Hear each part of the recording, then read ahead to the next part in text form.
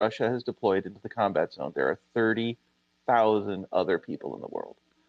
It's a matter of awakening people's interests, aligning their reaction, and coordinating their efforts to make the best, the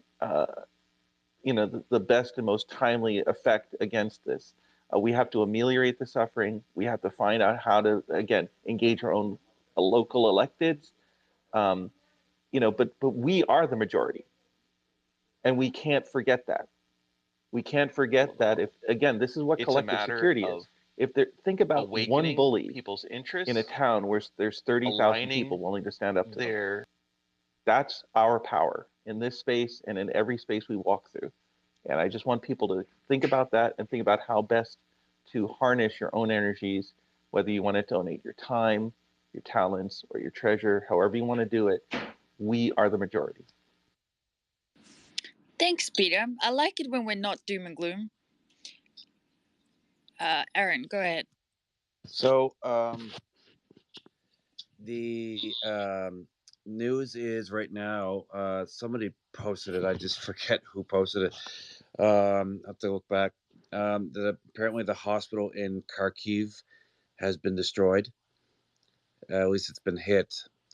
I don't know. They're saying it looks like it came from a credible source. I just have to go back and find it. That's what I'm hearing. Hear me okay? Yep. That's what I'm hearing. It's not concrete, but I'm not sure. It came from a looks like a credible source in the U.S. government or somewhere, but I have to go back and find it again. Also, part of what I do is military specialist for Carleton County in New Brunswick. Here is I do presentations on World War I, World War II to the schools, and I teach them about the strategy, the history, but I also teach them about the what they did to the people, what had happened, from the Holocaust onward, and also like the different points that people tend to forget, and there are some Germans, unfortunately, that still believe that Germany didn't start the war.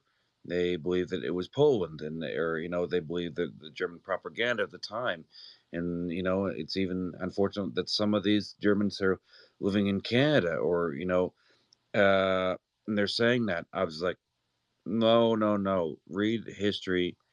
It was a false flag.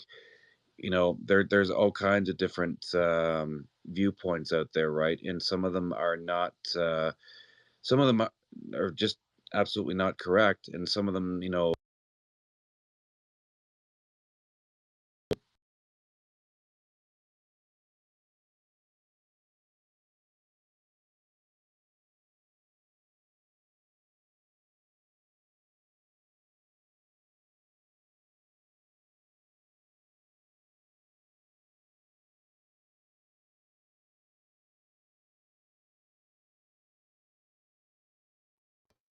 I'm not quite sure what happened there. It just stopped. For which oh, it's back. I think. I'm sorry. Hey, don't look at me. I thought I handled this one. No, I'm not even making this up. Patrick's the Air Force guy here. You got to remember, I'm Army. I'm telling you, DGI owes us money. I'm telling you. I've at least convinced myself of that. Anyway. Okay, hi. toss it down. Hi, I'm in your space and I love it. Thank you. I love my space too. I love you being here. Side note, I have a background in tech and study international relations. I have a quick question. Can you ask Patrick how are Ukrainian drones working, the ones they bought by Turkey, and do they expect to buy more to start taking out more Russian armor? Yeah, the TB2s are both for ISR and tactical support, if I remember correctly. The tech specs are open source to some degree. You can go take a look at them, but they're pretty standard. I think they're a derivative of a couple of different U.S. platforms. As far as I know, the Ukrainians want more of them. I think I heard Turkey shipping more a couple of days ago, if memory serves. I've been consuming so much news lately. I honestly don't remember, but I'm pretty sure that I heard that somewhere. But yeah, they're fairly standard drones. They can perform reconnaissance. They can perform limited missile strikes, and they've been using them to pretty good effect. We've seen them nailing Russian columns, artillery positions, lots of stuff. So they've proven quite useful. Yeah, just to add, Patrick, I know William's that talking about drones. Oh my God. Go ahead. I'm joking. I know that Turkey shipped some a few days ago, and there was another shipment that left this morning. So Turkey's keeping them stocked up on them. Okay, good. Then I wasn't just hallucinating from all the news I've been going through lately. Patrick, are they firing like Hellfire equivalents off those, or are they smaller? I would imagine they have to be something in the Hellfire range, given the damage we've seen them do, but that's just conjecture. I frankly don't know what munitions they're hanging. Gotcha. Okay, I have another question. Is it possible for US to transfer some MRAPs that are about to be retired or from reserve stocks? I mean, it's possible, but it would take forever to get them over there. It's not just like something you can throw down, and there's no supply chain for them within Ukraine. So I would think that they would be more trouble than they're worth. Patrick?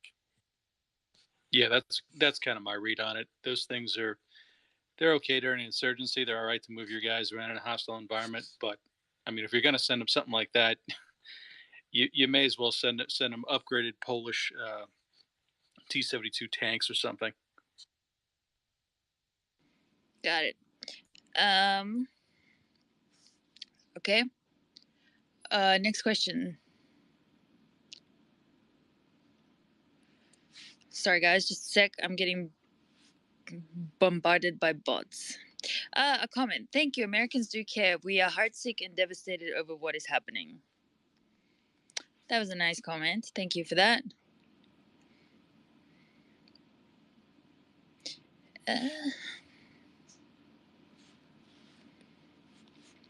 Just a sec.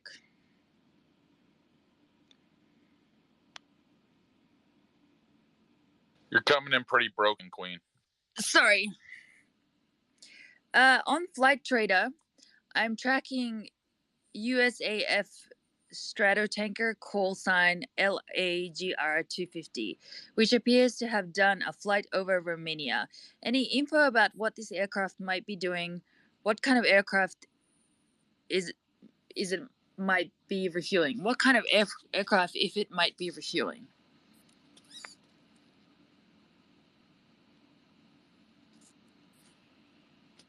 Anyone want to chime in on that? Looks like Peter. Peter, go ahead. Yeah, so I mean, we've seen since even before the conflict broke out, F-16s that are based out of Romania. It has also been announced that a number of F-35s have been based to Romania, and you can be sure that there's other things going on around there. There's also refueling of helicopters going on. So you know, we've seen a tremendous variety of aircraft that are being refueled. Okay, what could be the rationale for the Russian army to stall their long column north of Kyiv? Is there a rationale, or do they just have a problem? They've got a serious logistics problem. There's no reason to do it if you don't have to. Yeah, I agree with Patrick here. I think they should save the munitions, and you know, they might actually be able to recover a lot of that equipment. So I just leave it where it is. It's not doing anything. Do you think Ukraine is considering blowing up the railway which is bringing over the armored train? Well, that armored train is in Belarus, so I doubt that they're going to be doing anything against it. Okay. I will add Neo Aska 1 as speaker.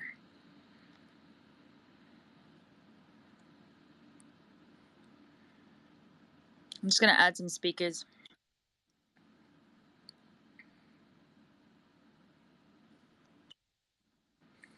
Okay. everyone that's in the speaker position that is not a analyst, could you raise your hand when you want to speak?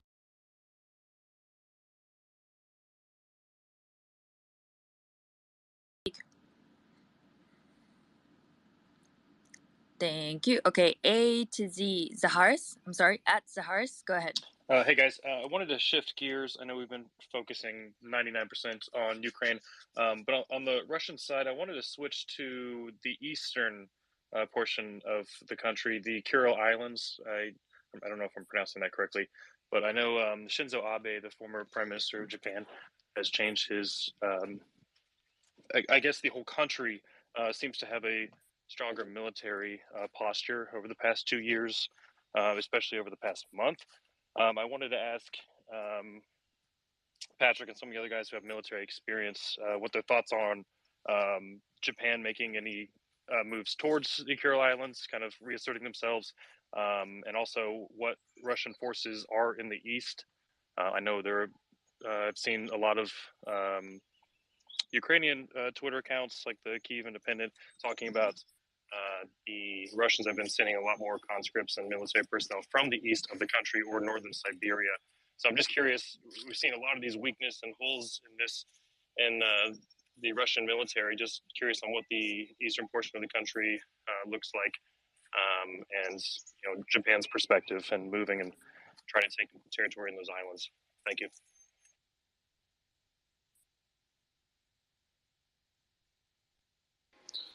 Well, the eastern districts have been stripped pretty clean for this advance. They have some military depots over there that they're now even shipping old equipment from.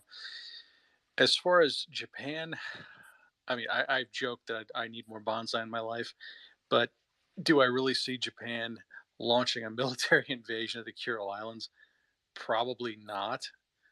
That seems a little far-fetched to me. The Japanese may be getting a little more militant these days, especially, as we saw them support the U.S. more and more through the war on terror. But no, I don't see that happening. This may be a time that they think they can use to leverage concessions out of Russia while they're militarily being weakened. But I'd be seriously shocked if Prime Minister Kishida basically says, "Okay, we're going to war and we're taking the Kuril Islands back."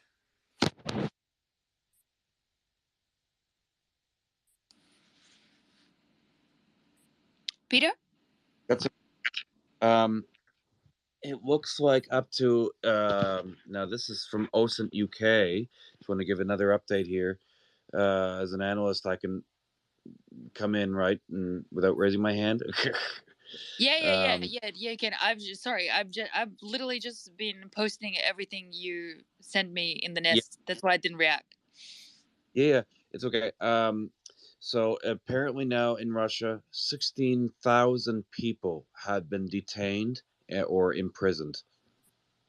That's Jesus. I know, Jesus. Like, it's unbelievable. Like, looks like they're gonna have to set up the old gulags again. Jeepers. It's almost, I know, I can't believe it. I mean, that apparently they can handle that, but my gosh, I mean, you wish it wasn't happening, and you don't know what's happening to them in prisons. These are just everyday citizens. It's pretty terrible. Aaron, remember I told you Vlad would do it. He's crazy. I know, Patrick. You said he would, and I no, believe me, I believed you then. I believe you now. It just, you think that you think that maybe they will they'll say that and then they won't. You pray they won't do it, but they are doing it. Oh yeah. It's gulag time. Yeah, it's gulag time. Yeah. Oh, Siberia. Gosh, there's all kinds Aaron, of stuff. can I just ask you a question? Is there any 16,000 people in prison? I'm just having a hard time wrapping my mind around that. Is there any indication that the protests are easing off because they're arresting so many, or no? Do you have any info? That I don't. I wish I did. I will try to find out, but you know what? If I were them, I wouldn't. You know what I mean? Like, but I mean, there's the risk of individual people, right? I mean, I saw in the news even last night is people just being, 70, 80-year-old women and just being arrested. It could have been old footage, but I mean, I'm not sure if it is because now under martial law, I suspect that they're easing off in certain parts, but until we know for sure, there's we'll have to wait and see. I just saw Go ahead. Yeah, I was just going to say it's a little difficult to tell because at this point, in a lot of places, they're being arrested before they have a chance to protest. Like the police are just sitting there waiting for them to come outside, more or less. They're gonna have to. I guess they're gonna have to bog down, like get underground then, because it's not gonna. Yeah, start using VPNs and protesting online, not being able to be tracked, and then because they're all like, I mean, they're risking their lives literally. This is why we had that conversation about, we had that conundrum about how much information to go in with Russia and whether to tell people and what to encourage them to do. I mean, those facts just make me sad. Neo Aska One, you had your hand down, but do you want to say something?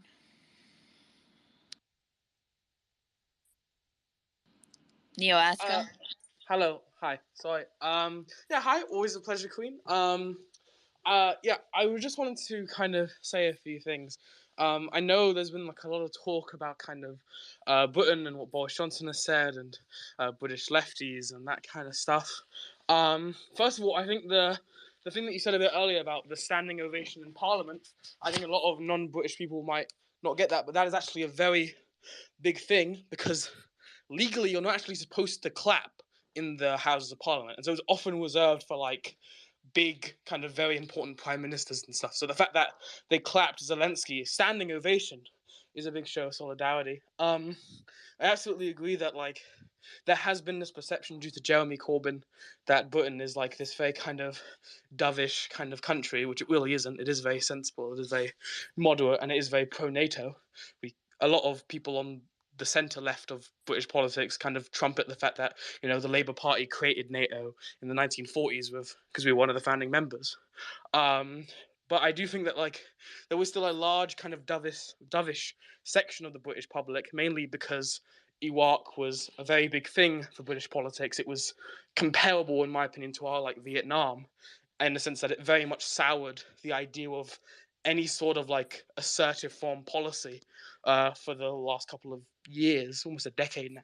But I think that Ukraine definitely is kind of turning that corner, and I think that with a lot of the kind of Corbynite left being more relevant now and a lot more kind of pro-NATO on the left and the right as well, I think that it will hopefully get more supportive of Ukraine. I'd just like to ask one quick question to, I think, Patrick. You talked a bit about how the Russians could try a Zerg rush, basically, where they just send as many troops in as possible, not even caring about the supply. I guess my question is, like, how useful would those troops really be if they weren't supplied? And also, what could the Ukrainians do in that situation? Like, what would be the optimal route for them to kind of, what would be the optimal tactic, I guess, for them to do to kind of overcome that? Yeah, thanks again. Yeah, no worries. I love my time in the UK because Parliament is like Congress with a 2-drink minimum. It's outstanding to watch. It's just absolutely great. Yeah, it's great.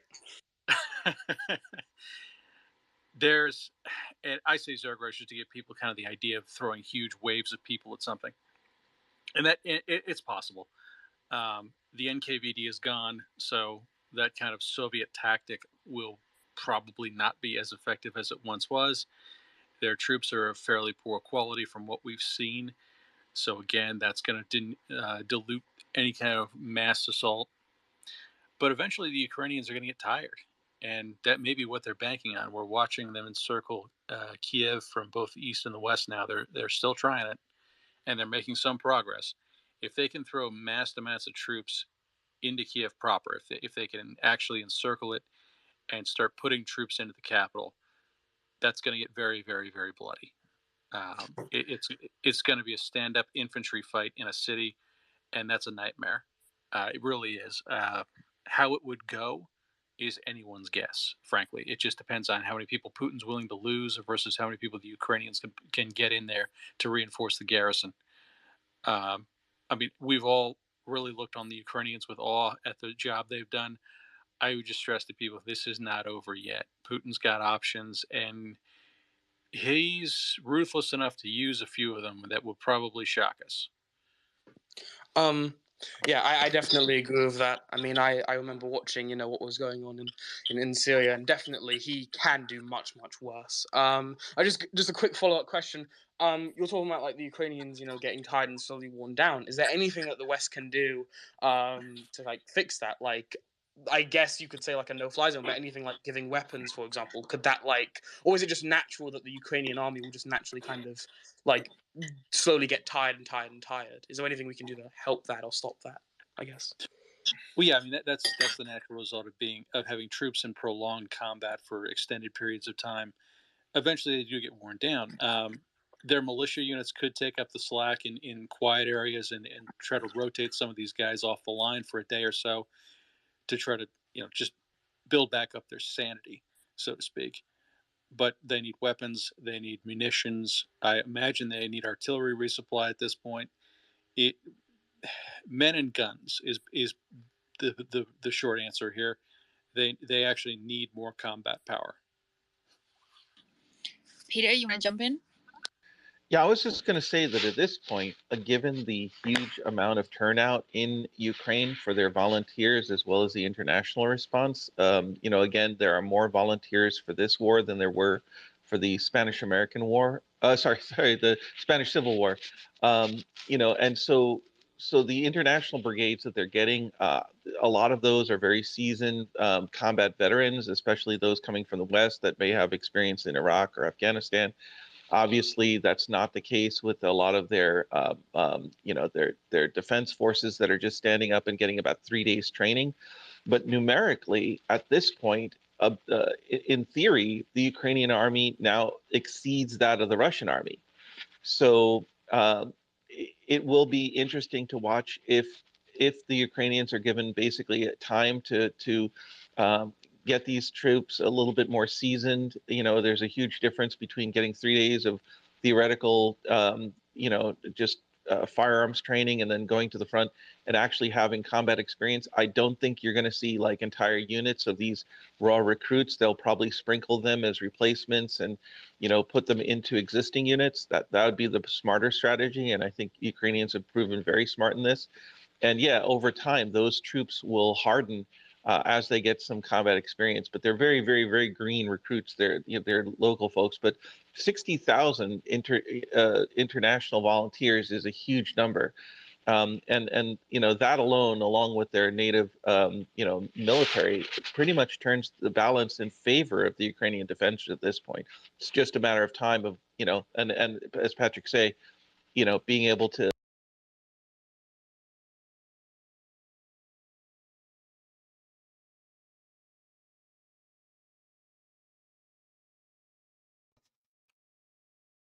Oh, that was equip them, being able to make sure that they keep munition. There they go. They do if they just send masses of people. And the Ukrainians do still have limited area denial capabilities with artillery and aircraft. So before they would actually get into the city, that's what they can do. Once they get into the city, I agree with Patrick and Peter here. You're talking a much different environment, but given the fact that we have a armed hostile civilian population, we still have military command and control on the Ukrainian side, plus, as Peter mentioned, these international brigades. I think that should Russia get involved in an urban combat situation, it's going to be something that most of us have never seen before. And I think that comes down to the large amount of the civilian population that's been armed in Ukraine versus a lot of these other cities that it just didn't get out to yet. So it's going to be interesting if it happens. Yeah, because I've heard that like a lot of the Russian troops that right now in Ukraine have not actually been kind of trained for kind of urban combat. I don't know how true that is, but yeah, it will definitely be very hard for the Russians doing kind of city combat. Thank you all for answering my questions very well. Again, you guys are great. I've been listening to you for the past like 12 days now, and it's very informative. Love you all. See you. Neil, actually, Patrick, do you want to chime in on this? Sure, just very briefly. Urban combat is actually a specialized training course in the U.S. military, the British military too, if I remember correctly. It's a very unique, very dangerous environment, and it requires a specific set of skills that are not necessarily intuitive. So if most of these, or if even half of these guys are conscripts, they will probably do very, very poorly. Neil, Aska, I'm gonna kick you back down to listener, but if you want the mic again, just request, okay? I'm just trying to cycle through everybody. Yep, great. Thanks for bringing me up here. Again, you guys are all great. See ya. You're welcome. See you. Question for Peter. Any comments about how UN is refusing to call this a war? Yeah, that's a very disappointing thing. Apparently, the United Nations is being pressured by Russia to not use the word war. Obviously, you do have UN workers in Russia. I can understand their diplomatic reticence, but it does show a kind of a lack of spine, which we've seen throughout this. Also, I would say it's probably not just Russia. There's probably also Chinese influences, also making sure that it's not described as a war. But again, this is the kind of reality denying propaganda we've seen from the beginning of this. I think it also gets into the whole concept of the fact that the way wars used to be formally declared, like that's just a way of the past. That's like Marquis de Queensberry rules of boxing. It's just, it doesn't exist anymore. And we have to figure out a new way of describing war, even when it's not legally, when people are denying the legality of, of what they've done, right? It's just a kind of a crazy thing. And again, human language often trails reality for a couple of decades. So we'll see what happens. Deke, do you want to answer? Do you want to jump in?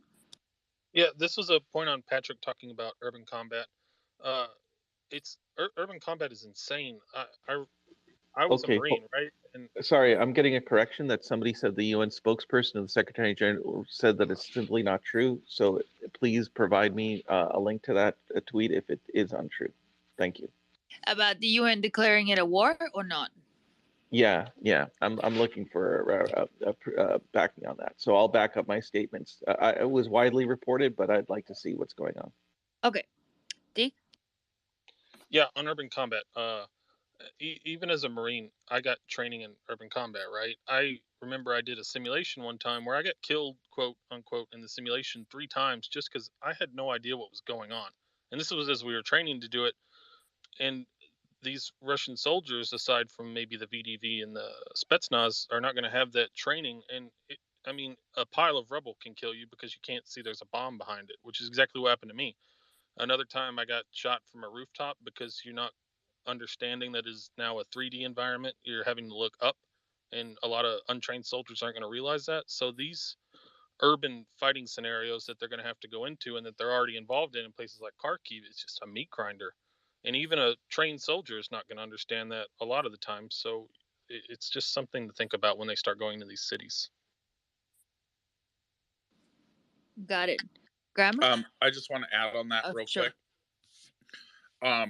Yeah, you said up, but also down, and yes, also a million down. other directions. And one thing that I can't really figure out exactly how it's going to go, and to bring us back to what I said earlier, we have almost a full civilian population that's armed and seems to be willing to fight.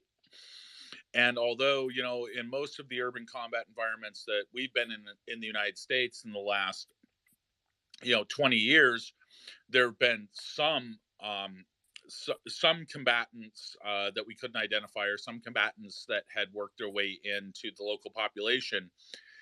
What we're going to see in Kiev is a total working of that whole population against the Russians, and they're armed. So I don't know if that's something the Russians are.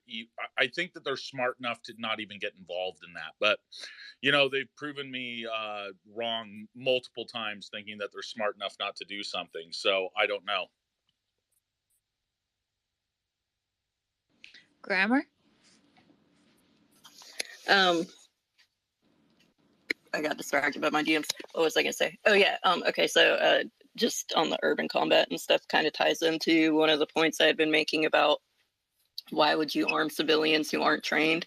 Well, that's kind of the point. They're not trained, which means they're unpredictable, and when you're having bullets shooting at you by every civilian in a town, that's gonna do a number on your paranoia and stuff. And you're not gonna be able to anticipate the movements and what they're going to do as much.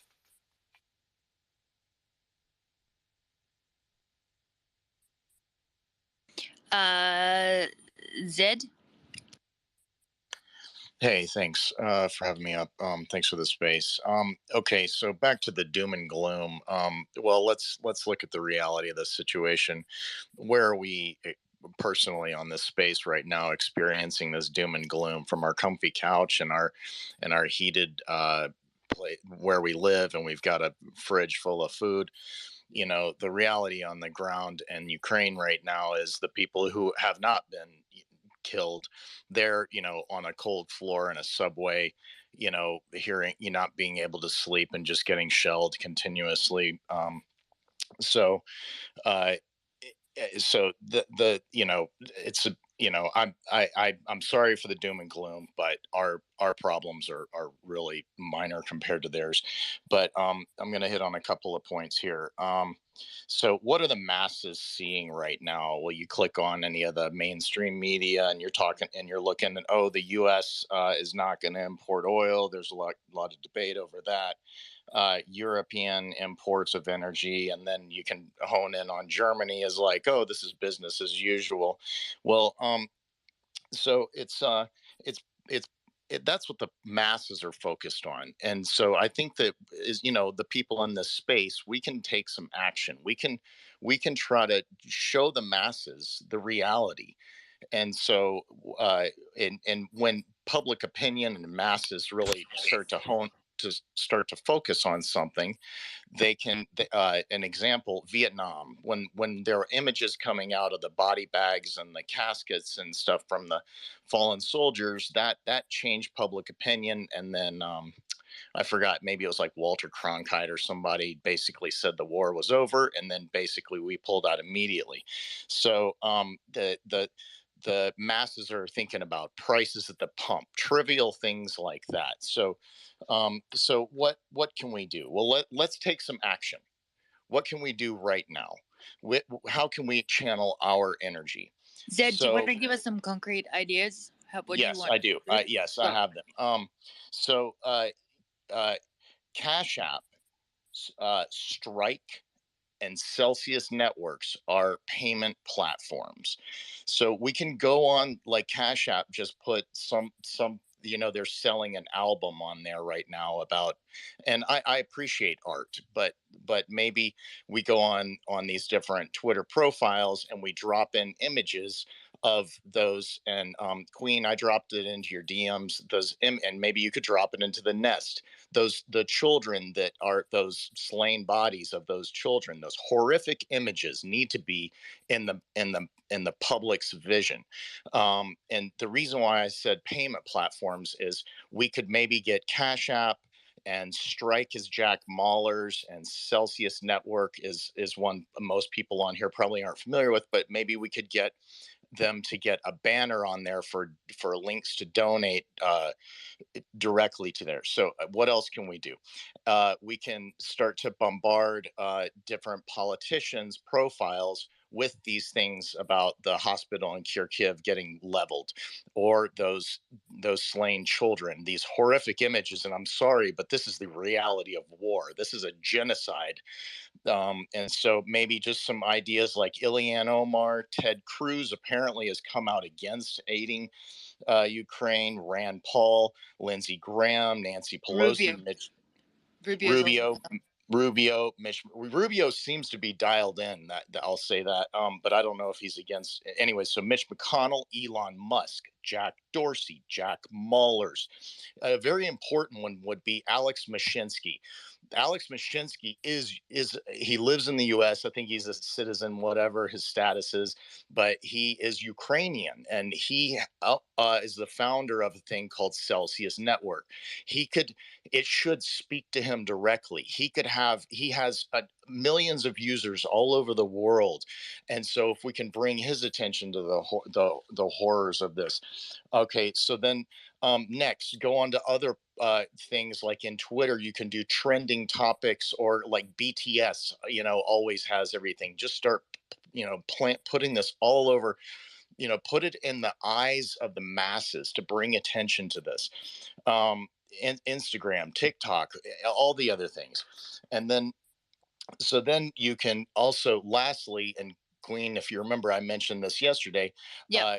There are companies, corporations. I will actually extend the definition of war profiteers are still operating right now in Russia. So let's blow up their Twitter and shame them. Let's shame them publicly. Let's write them emails. A few names are Coca-Cola, Nestle, Procter Dad, and you know Gamble. what? Do me a favor. Yes, ma'am. I'll just I'll post a picture of all those companies still operating in Russia. Can you do something for me? Can you make this easier for me? Can you make a list of all the politicians that have come out or neutral against the invasion of Ukraine, and send me the list? That way it will just make it easier for me to share. Would you mind doing that? You're breaking up, but I think, did you ask me? I'll do my best. I'll try to come up. Come up with something that we can add on. Just anything. Yeah. So, for all the people listening, there's 1,200 people or so on this space. If you guys could help too, just hit me up on Twitter. Just politicians that have come out publicly against it, war profiteer corporations still operating business in Russia. If we could do a little group effort here, would be helpful too. And I'll do some help. I'll jump on this as well. Thank you so much. I appreciate you. I will follow up on all those. I haven't forgotten about everything I've promised to post. I just haven't had the minute. I will do it though, I promise. Thank you. Understood. Thank you. Aaron? So I just shared in your DMs there. So British F-35As are now deployed to Estonia. And also that about the hospital in Kharkiv, the reception was hit by an airstrike. So there's photos of it right in your DMs. And this is something that's, actually it's a video. So this hospital with modern equipment was saving the lives of Ukrainians, but was bombed by Russian troops. So I think it was either, holy crap. It looks like airstrike or artillery, but this looks like airstrike. But you can see it there. You can post it in the nest. It's that's war crime, definitely. They hit the reception, and but the damage is horrific. The reception department of the Central City Hospital, in Islam, Kharkiv Oblast, where it is. So I'm trying to get the most accurate information that I can. So you have it there?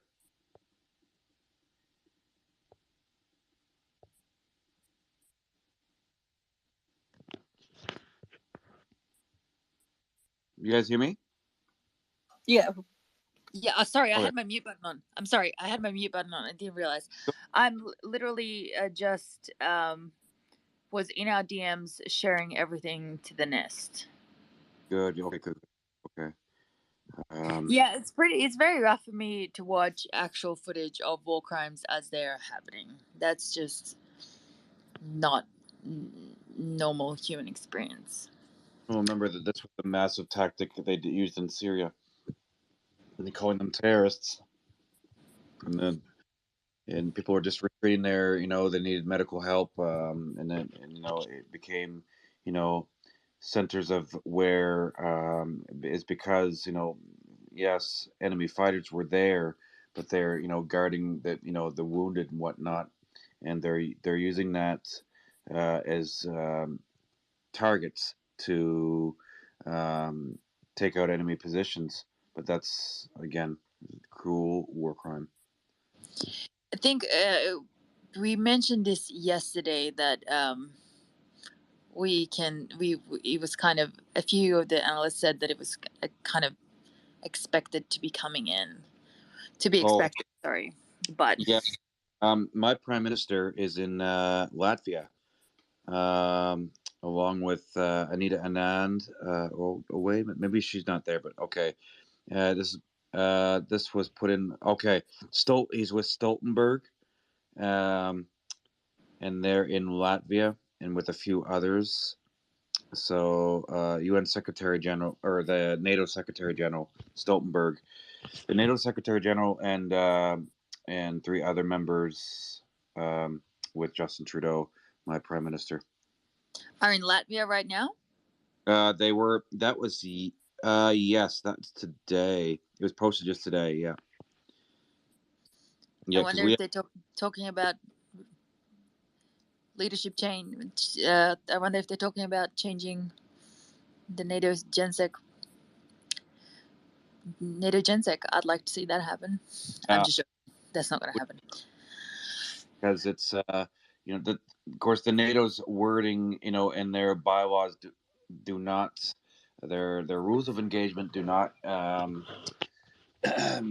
do not support a no-fly zone over Ukraine with a non-NATO country, right? So, and that's one major issue that we're having. I mean, and we're going to have, and Operation Reassurance. They've been in Latvia. Canadian troops are regularly in Latvia. We have a battle group there, and then some, because it's boosted up more, to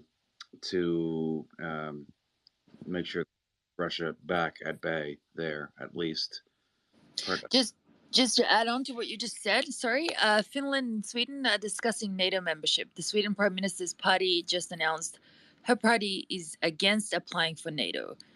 In Finland, there was a survey of members of parliament. The yes side won, but 2 government parties voted no, as well as the Prime Minister's party. What are our thoughts? Do the Nordics seem weak or just independent? They should join. If the people want to join, let them join. They should join. They really should. Patrick? I think Peter? Yeah. Patrick, go.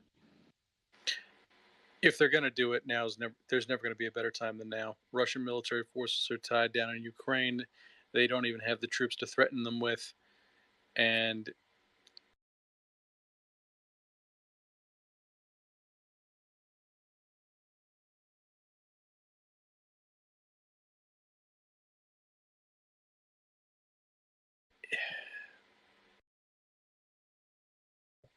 it is potentially more costly for them later. Do you think that there just isn't enough quote unquote concern? I don't know about the Swedes. The Finns were pretty worried about this from everything I've read. Well, the Finns are not on the border, right? The Finns are on the border. That's right. When the Finns come out and say, yeah, if we feel acutely threatened, we might join NATO. That's kind of a big thing for them. I mean, yeah, they've held exercises with us for a long time, but they've never actually, or at least to my knowledge, they've never actually gone so far as to say, yeah, we might be thinking about joining. I will add one thing. The Finnish airline, whose name I can't remember, their long-term plan was to focus on flights through Central Asia over Russia. And now that has to be thrown out, it may be that airline goes under. that could be a small factor affecting the hesitancy. But I see your point. I think they should join NATO. Okay, next question. Yeah, I was just going to say about Sweden. Sweden has no land border with Russia, but the major concerns have been that they've been buzzed by aircraft. They're just across the Baltic Sea, like their islands of Gotland and Åland, and they're just across from the Russian exclave of Kaliningrad. Now, for people who don't know, Kaliningrad also has a pretty large group of nukes there that are kind of pointed at Europe. None of them so far have ever been pointed at Stockholm, but that's been a concern, is that if they join NATO, that they could also be targeted by short-range nuclear weapons. That's very interesting. Question: will NATO leverage this Putin? How many political prisoners have been detained by Putin? Are there observers? Will NATO leverage this Putin misstep and exposure of Russian military quality to liberate regions annexed by Putin? Will NATO leverage this Putin misstep and to liberate regions annexed by Putin? Am I right in saying that NATO isn't going to go in and liberate anything? Patrick? Yeah, that sounds like they're asking a diplomatic question almost. I don't think NATO is going to be sending troops anywhere where the Russians hold sway. I don't think that one's in the cards. I'm laughing right now. Okay. I will bring up one of the speakers wanting to speak. Dame Poppy, go ahead.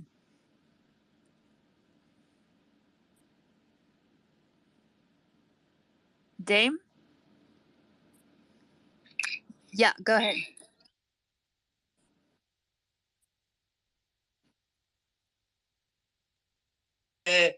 I'm in Europe. Nothing flies over Russia.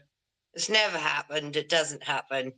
Okay, so whoever thought that Sweden fly over Russia, it just doesn't happen. It's a non-starter for a start. And not only that, it's not even a choice. This is you go the quickest route. We're being fed all these lies in England, and I wouldn't believe everything you hear over in America, because Russia. I'm not a Russian sympathizer by any stretch of the imagination, and that's a straight up honest truth.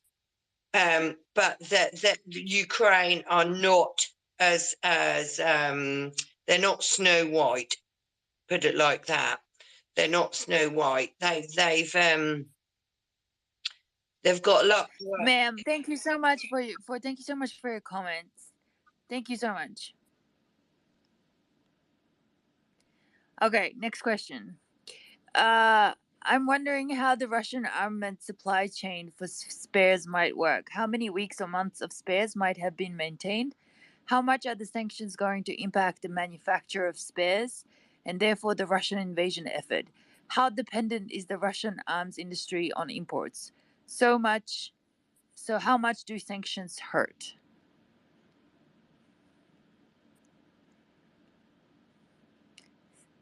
I got about one out of every 2 words from you, Queen. Oh my God, what's going on with my audio? Okay, one more time. I'm wondering how the Russian armament supply chain for spares might work.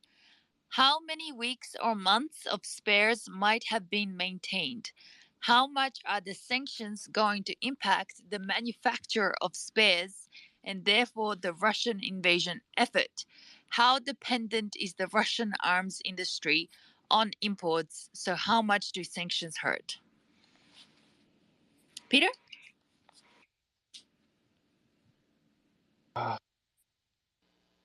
Hey, so again, I pointed this out in Space After Space. Because there is no strategic bombing, there's no reduction of the arms factories that Russia has available to itself.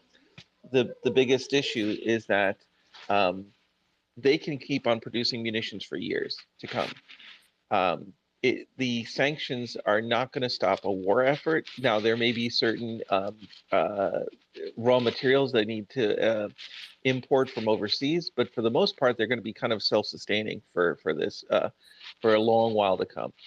The sanctions are really going to impact the rest of their economy, and it's really going to be a guns versus butter thing. Does the Russian civil economy fall apart, and does that degrade their capacity, their will to fight?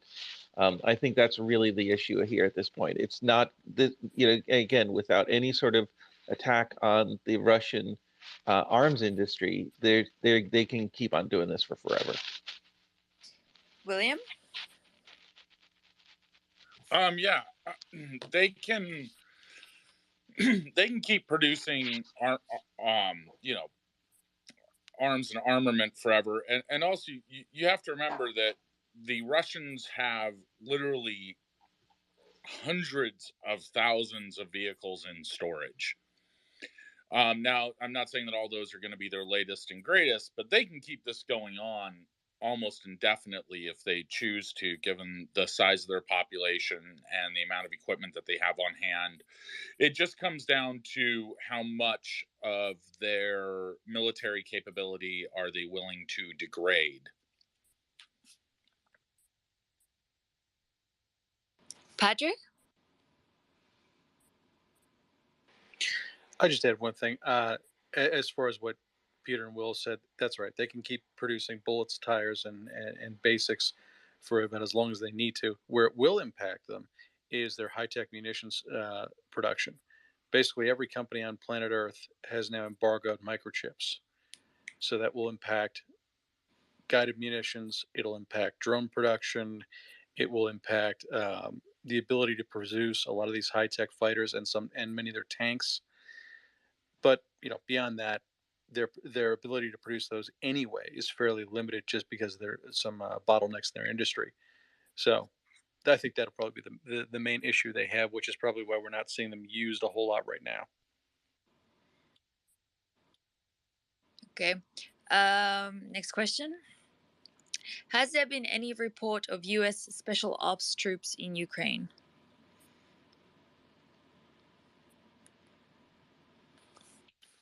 No, and if there had, we wouldn't talk about it. William, you have so much background noise. Or is it just me? Patrick?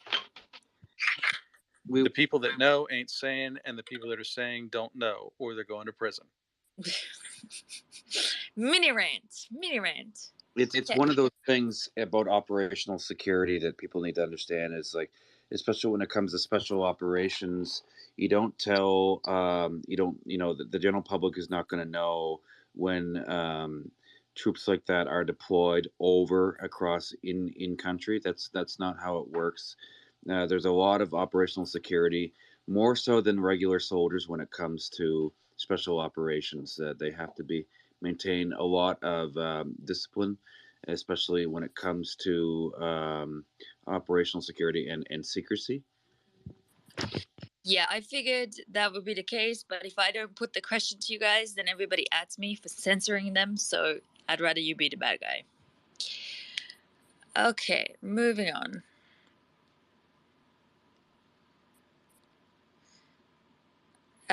Queen, would you please ask Patrick how all this will affect the International Space Station? Thank God we have SpaceX, or we would have no way to resupply safely. Yeah, I mean that's one I actually hadn't thought about. So kudos to whoever asked that one.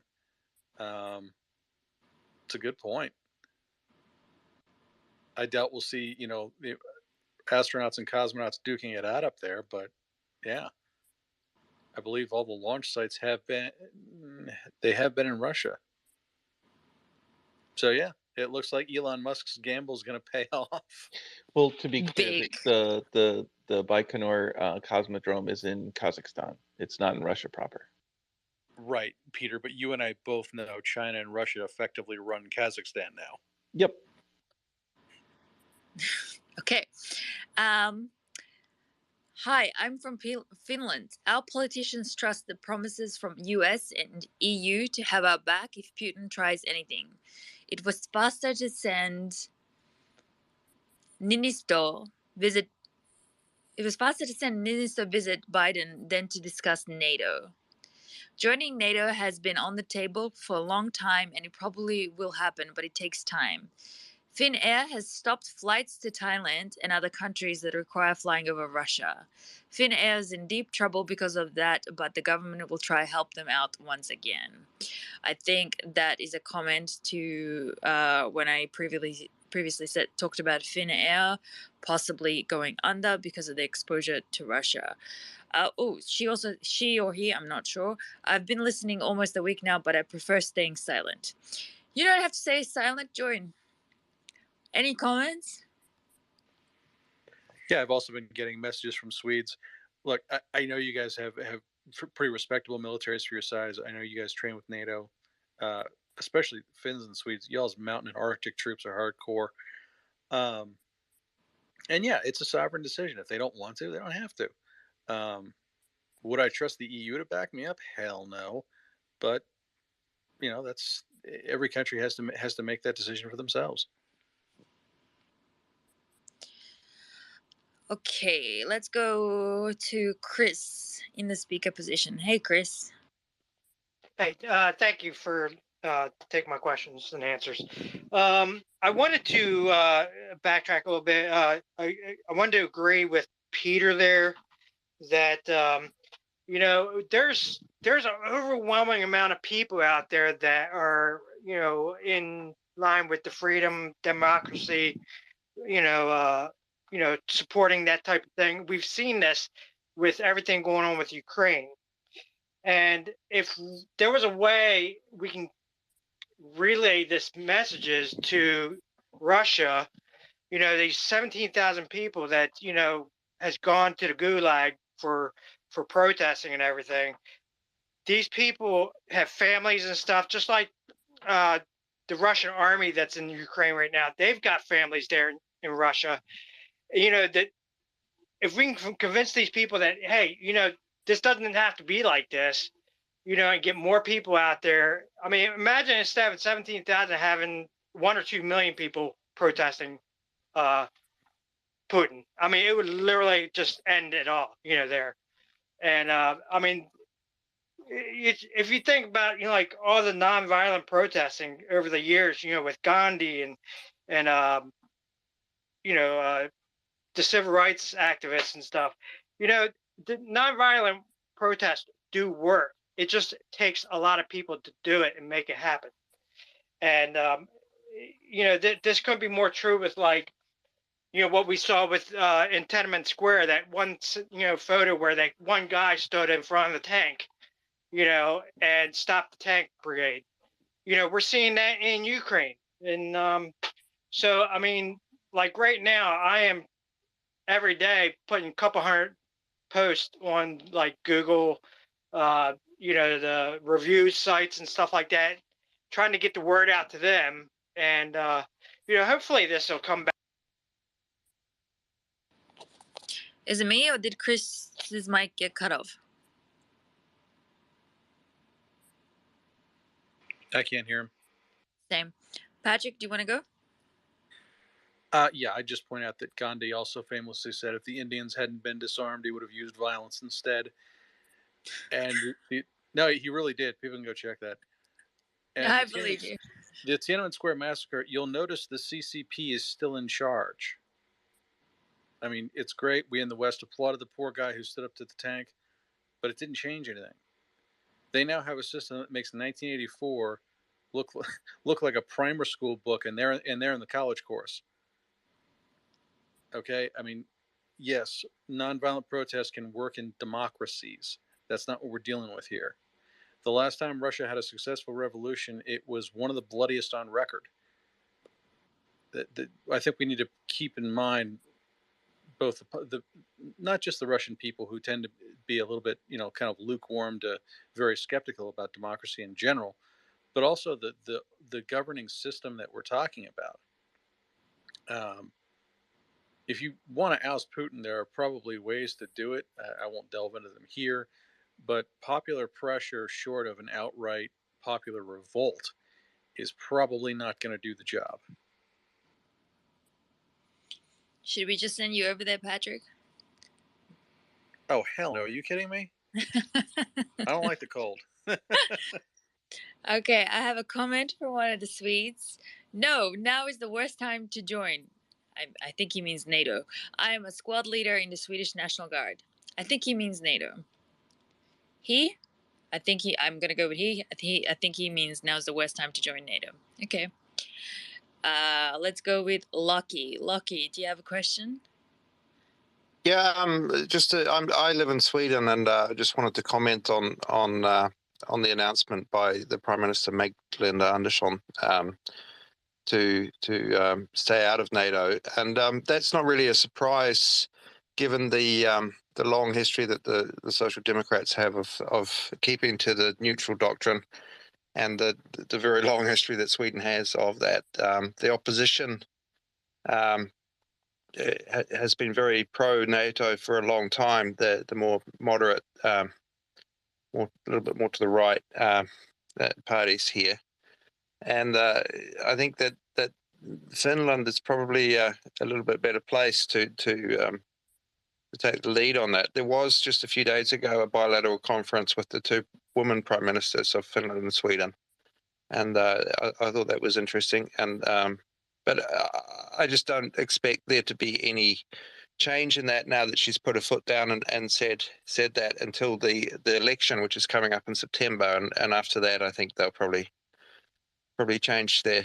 Well, if there's a change in government, then there's going to be a change in policy. But unless there's a very long, drawn out, horrible war in Ukraine, which it looks like it's shaping up to be, that's probably not going to change that quickly. That was just really a comment that. So, any questions? Thanks, Lockie. I'm getting a lot of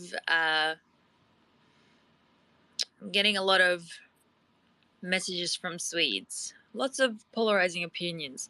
One question: can Sweden and Finland join NATO secretly? Many here in Sweden are afraid of what Russia will do in the time between applying and joining. Would be convenient if our applications were secret. I'm gonna go with no. They can't join Sweden secretly. They can't join NATO secretly. No, they can't. At least to my knowledge, they can't. To my knowledge, they can't. Can you ask at Peter Corrales how dependent Russia is on China for war material? G is getting cold feet. Did Peter jump out of the space?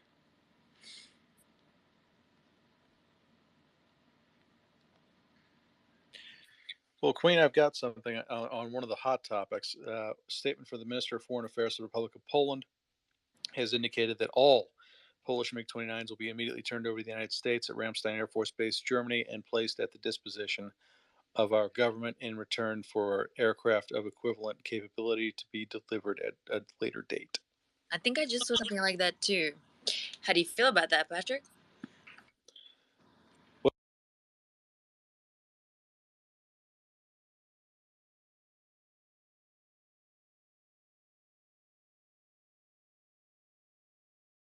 Well, now it just means now we have to get them in there. I am sorry, Stuart BB. Go ahead. Hi.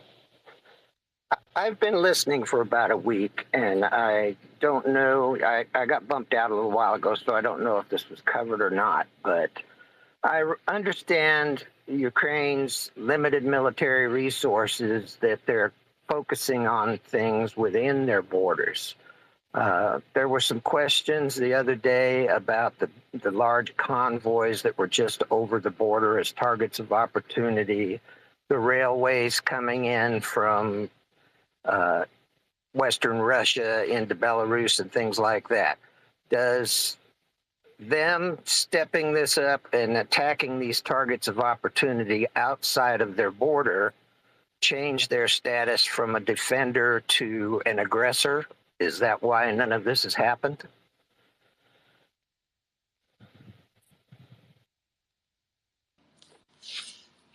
Patrick, do you want to jump in?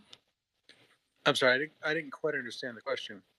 Same. Sorry, can you say it again? Yeah, with targets of opportunity outside of the Ukrainian border, such as the Russian railroads that are bringing in the vehicles, the bases that they're attacking them from in Belarus. What does, if Ukraine was to take action against these things, would it change their status from a country defending itself to some sort of an aggressor in the eyes of, say, the UN or the world? Highly unlikely. When Britain was getting the crap bombed out of it during the Blitz, it still conducted night bomber raids, and nobody thought that Britain was the aggressor. The Ukrainians actually have launched a Tochka U at an air base in Rostov on Don, if I remember correctly, that was supporting airstrikes. So they've already actually shot a missile into Russia. Okay. I believe 2 of them, but I don't remember where the other one landed. So they have limited counterattack capability, and they have used it at least once. Okay, thank you. You can drop me as a speaker there, Queen. Thank you so much.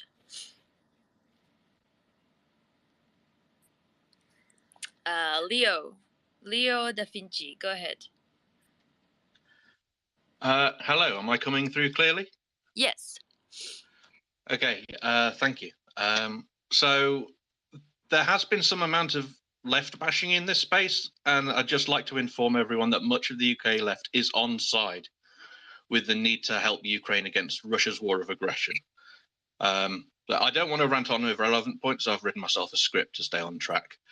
The UK government needs to move much more quickly to sanction Putin-linked oligarchs as individuals and greatly accelerate our acceptance of Ukrainian refugees.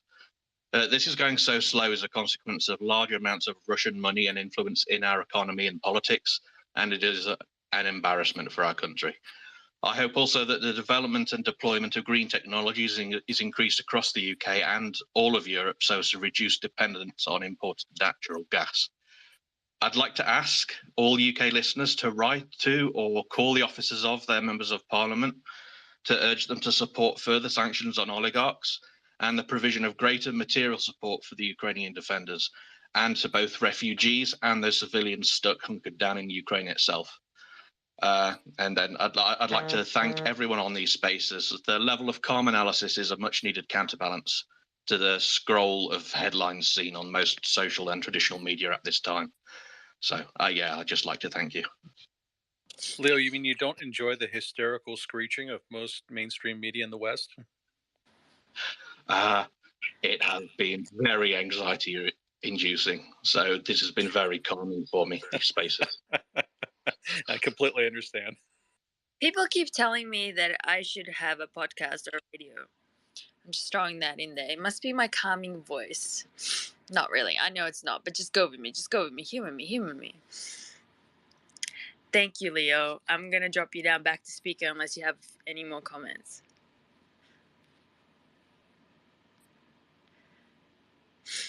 Okay. Question.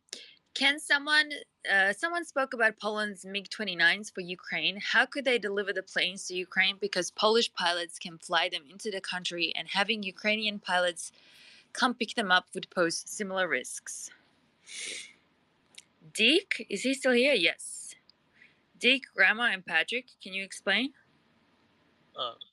Basically, from what I've seen that they're doing right now is they're sending them to Ramstein Air Base in Germany, and they're just giving them to the U.S. probably so that they can wash their hands a little bit of their responsibility, which is a smart move.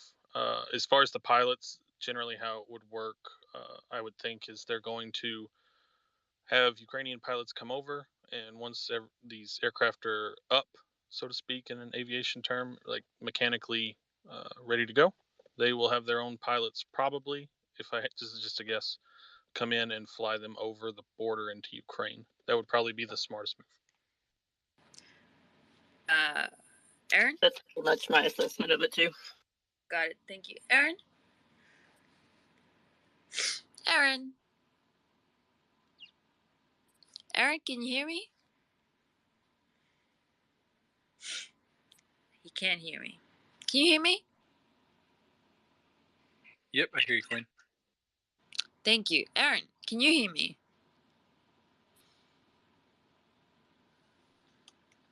Aaron!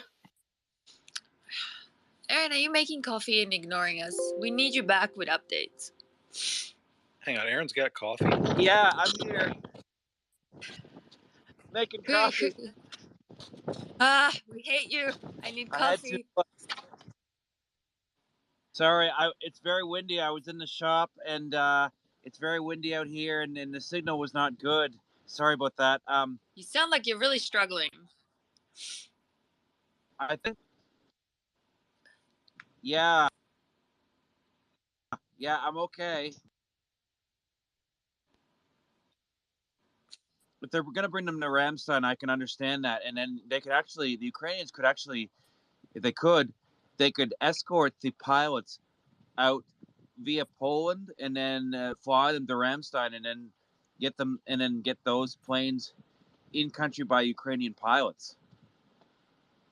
I would think. From Germany or from directly from Poland to pilots. Yeah, I'm thinking that'd be a strategy too. I mean, if that's not already what they're doing. I got a bit of a tidbit of news that in Oslo, the municipality where the Russian embassy is, they renamed it Ukraine Square.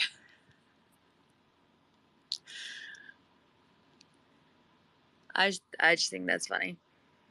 They did what? They renamed the square where the Russian embassy is as the Ukraine Square in Oslo. Nice. I also saw, I don't know if it was the city or just some amazing DC residents who I think it was DC, who put a street sign up where the Russian embassy is there and basically renamed it Zelensky Way. Is that news? The Polish, it looks like they're going to transfer their entire fleet of MiG-29s, right? So that's 27 aircraft. Oh, wow. So 27 aircraft. It looks like now that's I'm not 100% that's confirmed, but that's what it's looking like. Discord and Spotify are having major issues. It's not just them; it's Amazon and a whole bunch of others. I was about to just say it looks like a huge cyber attack. All major Sorry, Patrick. Oh, sorry, Queen. I was just going to say Moscow's playing games. Yeah. I'm reading all major U.S. online stores, services, and social media are experiencing heavy outages or other issues. Wow. So if Twitter goes down, it's because Russia's taking us down, guys. Okay. I will give the mic to Lawrence Short Tog. I'm not you. Hi, good evening.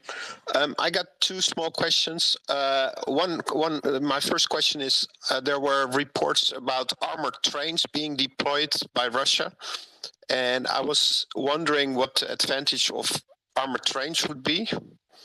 And the second question is, if Belarus and Russia deploy or create a tangent from Brest down south and cut off the Polish border and the Romanian border and the Slovakian border, what would be the options to restock Ukraine?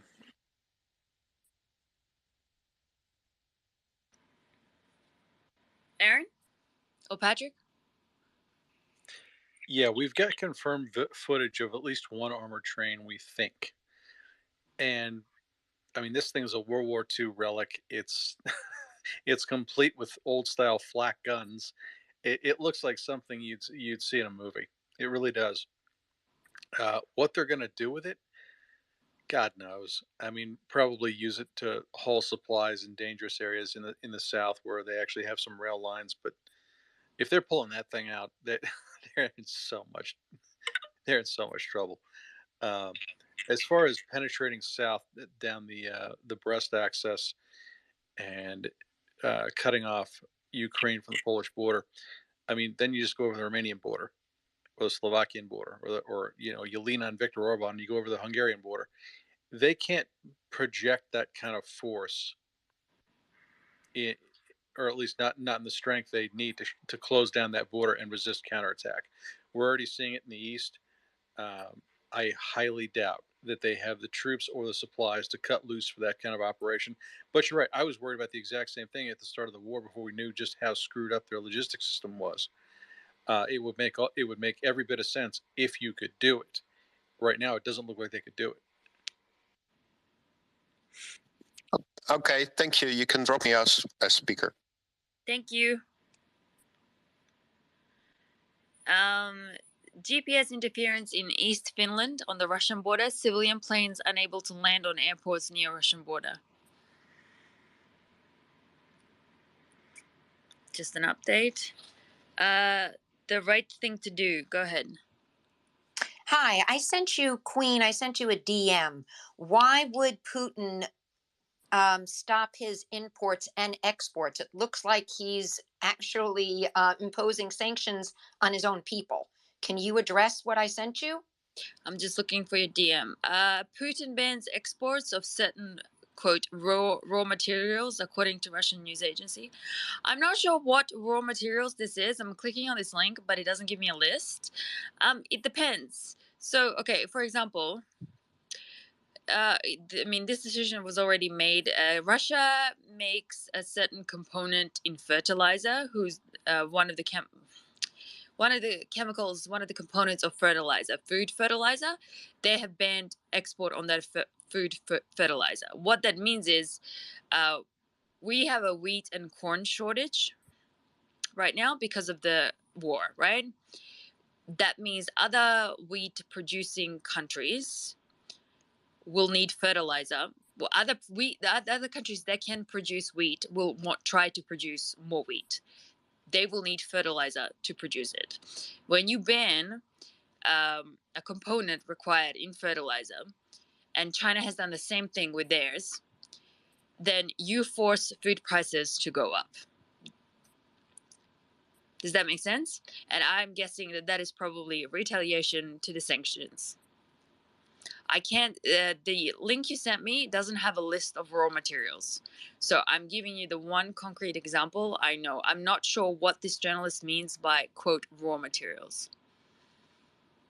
Does that answer your question a little bit? Yes, thank you. You can drop me down as listener. Thank you. Patrick, do you have anything to add there? Yeah, I think you're on target. I think his view is he can freak out the West and cause a popular unrest over various sanctions. He'll probably do oil and gas next against Germany. And hopefully that will cause their governments enough internal pressure that they'll start to back off of him. I was worried about this when it started. I hadn't considered the fertilizer angle, but it's another good tool of leverage. And the worse these sanctions start to hit Russia, he can repress his own population much longer than the West can. So he'll repress his own people and try to terrify the West that they're going to run out of food, they're going to die in the dark, it's going to get cold, all this. And that's pretty much the only diplomatic lever he has outside of talking to the Chinese, the Iranians, and the North Koreans. Basically, everybody was sided with him. But as far as the West goes, you sanction me, I'll sanction you. Seems to be his play. And I'll just add to that I don't know because I can't see it in the link, but I'm guessing some of this is metals, and again, it is to force price of goods going up on things. So if you think of aluminium, for example, Russia exports aluminium. So anything, cans, cars, anything with metal in it, the prices will go up. I'm really summarizing that though. That is not a deep dive on your question. If you find a list of those materials, could you forward it to me and maybe we can revisit? Does that help? Yes, they're supposed to be supplying a more detailed list in 2 days. I'll keep an eye out for it. Thank you. I'll pop you back down, okay? Thank you. Deke, did you have your hand up?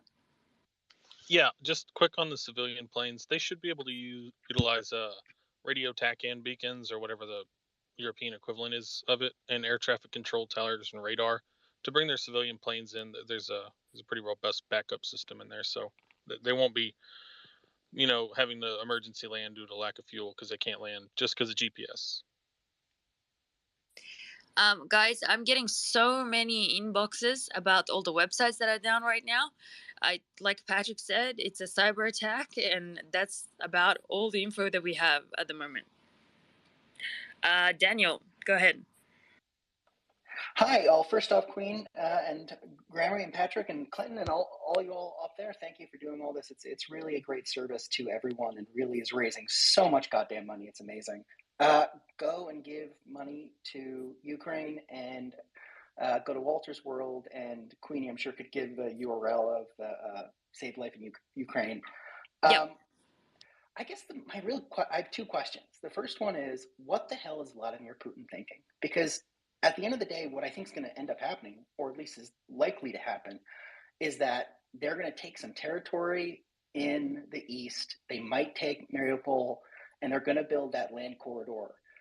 But 3, 4, 5 years from now, what Ukraine's just going to go back in and take it over. I mean, Russia's going to continue to get weaker, and Ukraine's going to continue to get stronger and stronger. I mean, the U.S. alone is talking about $12 billion in defensive and humanitarian aid. I mean, that's like more than double their current defense budget.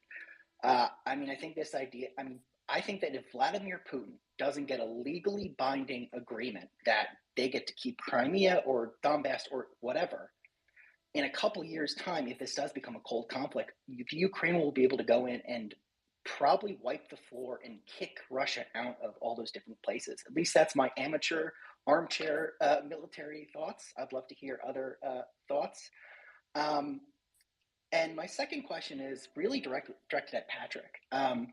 Patrick, I know you've been very critical of the U.S.'s leadership in response to this, and don't get me wrong, hindsight's 20/20. You could always do a better job. But I look at this and I honestly think that thank God for Joe Biden, because if Joe Biden wasn't president, if Donald Trump was president, I guarantee you Zelensky would probably be dead, and Kyiv would be burning way more than it already is. I don't see Ukraine surviving long term or fighting as well as they do without the United States. I mean, the United States alone shipped in, 20 C-17, 747s worth of armaments, what percentage of the tanks knocked down and the damage done is because of American and all the 2,000 British, anti-ship weapons. So what I don't understand is you're very critical of American leadership in this, but I look at this and I say, oh my God, American leadership's really pulling this together. The West is united. Ukraine is becoming stronger every day. Zelensky's becoming this Churchillian figure. They're united. They're continuing the fight. Besides actively getting more involved militarily, I don't know how the United States could have done this better. Thank you. No worries, Daniel. On the subject of U.S. leadership, I covered this in an article called "Speak Russian to Putin" late December last year, and I'll give you a quick rundown.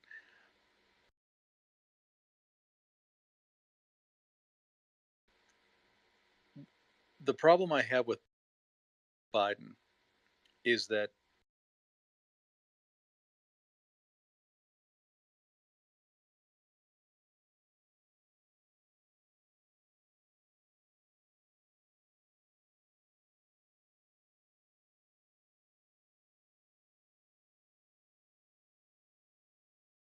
I was the one who was calling this before it kicked off. So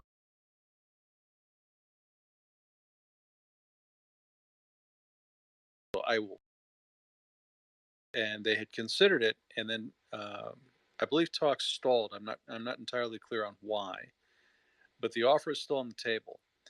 And honestly, I said they should have stood up the headquarters of the old U.S. 7th Corps, which was an armored division and 2 heavy mechanized divisions, which used to be a key component of NATO or resistance to a projected Russian invasion of East Germany. So that sends a message to Vlad on a couple of levels. I said they should have been pumping weapons into Ukraine before this ever started. I wrote NATO's garage sale, I think, in late January. Let's see. Honestly, I think we probably could have spun up the NATO's Very High Readiness Joint Task Force, which is supposed to be the unit to respond to this kind of thing.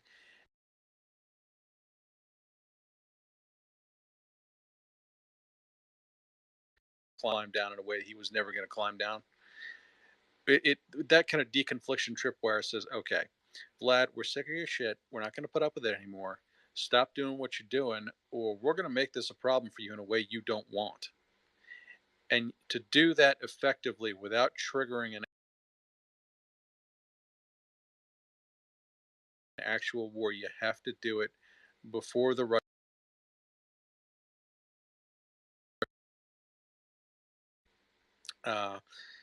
I thought they really should have reined in portions of NATO. The Germans, just yesterday, Olaf Scholz has said the Germans will not sanction Russian energy.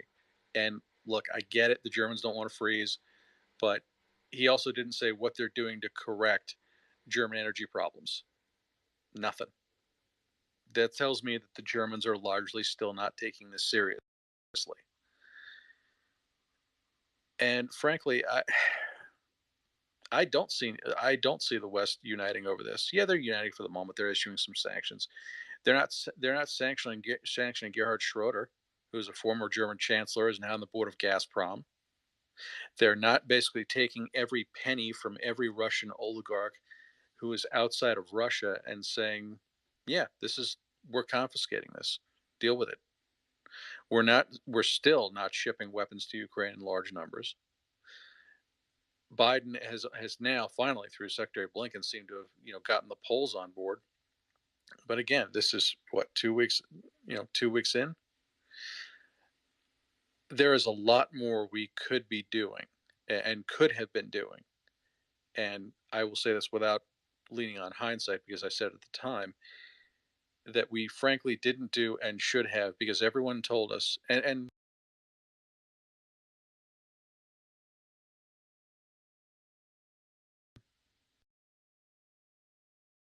the administration late in the day, around about late January, started saying, oh my God, we really think they're going in. We really believe they're going in. You guys better get ready for this. Well, gee whiz, guys, 3 weeks notice? You only figured it out now? How the hell did I, a guy with a decent education and above average IQ, figure this out months in advance, and it took the entire U.S. intelligence industry until 3 weeks before they went in to figure out that the Russians are serious? U.S. leadership on this has not been good. And as far as the Trump thing, I know he's a popular target. I get it. This is an unknowable. I can't know what he would have done. You can't know what he would have done. I will say this, and these are just pure facts, because I know the guy gets a bad rap. Some of it's deserved. What was that? In 2017, he broke Obama-Biden policy and initiated the lethal aid deliveries to Ukraine. Biden at the time was heavily against it. In 2018, we had the Battle of Kashim in Syria, where we schwacked a couple of hundred Wagner Group mercenaries. In 2019, he sanctioned Nord Stream 2. Biden removed those sanctions last May.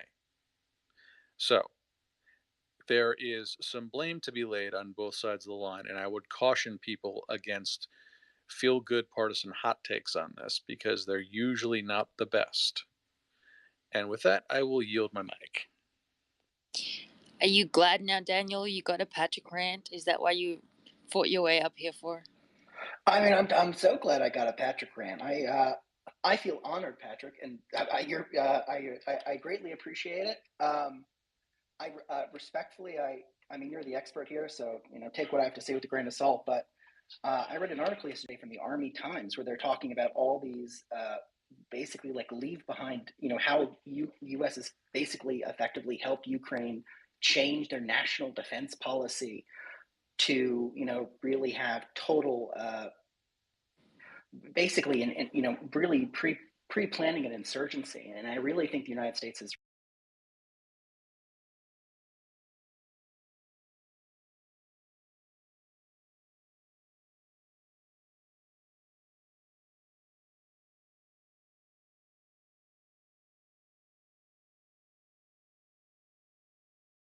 really to blackmail the Ukrainians, and also literally just said, I think a couple days ago, said how smart Vladimir Putin is, and a couple other very nice things about him. So, although I'm, you know, you're right, no one will ever know what the you know, coulda, woulda, shoulda. I can almost guarantee you that in about, at least I would bet money that in the next 5 or 10 years, most major cities in Ukraine will have a Biden Square, Biden Avenue, because I really think he's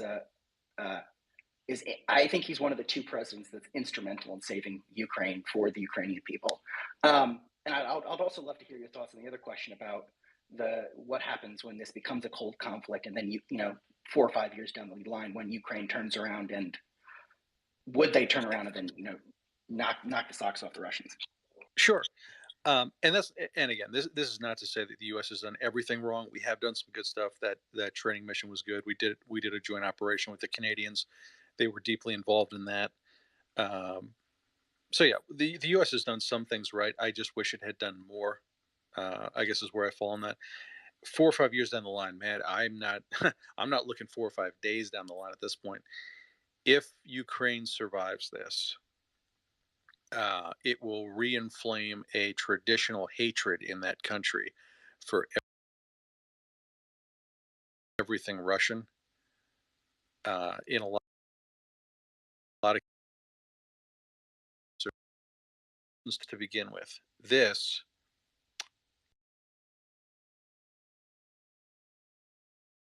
I've said it before. I'm frankly very surprised.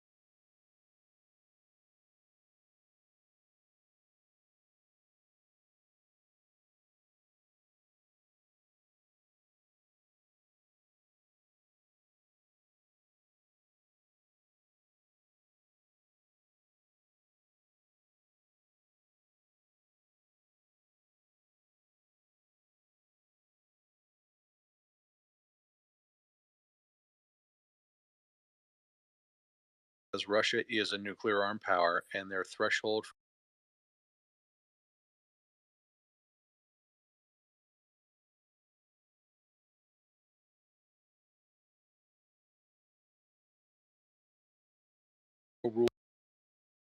a bank like that go down is probably a factor, if that makes sense. Sorry. Also, Sko. I just wanted to bring up, just a small tidbit of the previous conversation, right? So the 2 points, I think, to Daniel and Patrick's point, I think the U.S. administration prioritized clearly transatlantic alliance and unity before the Ukrainian crisis happened. So that is going to slow down a lot of the response to Patrick's point, right?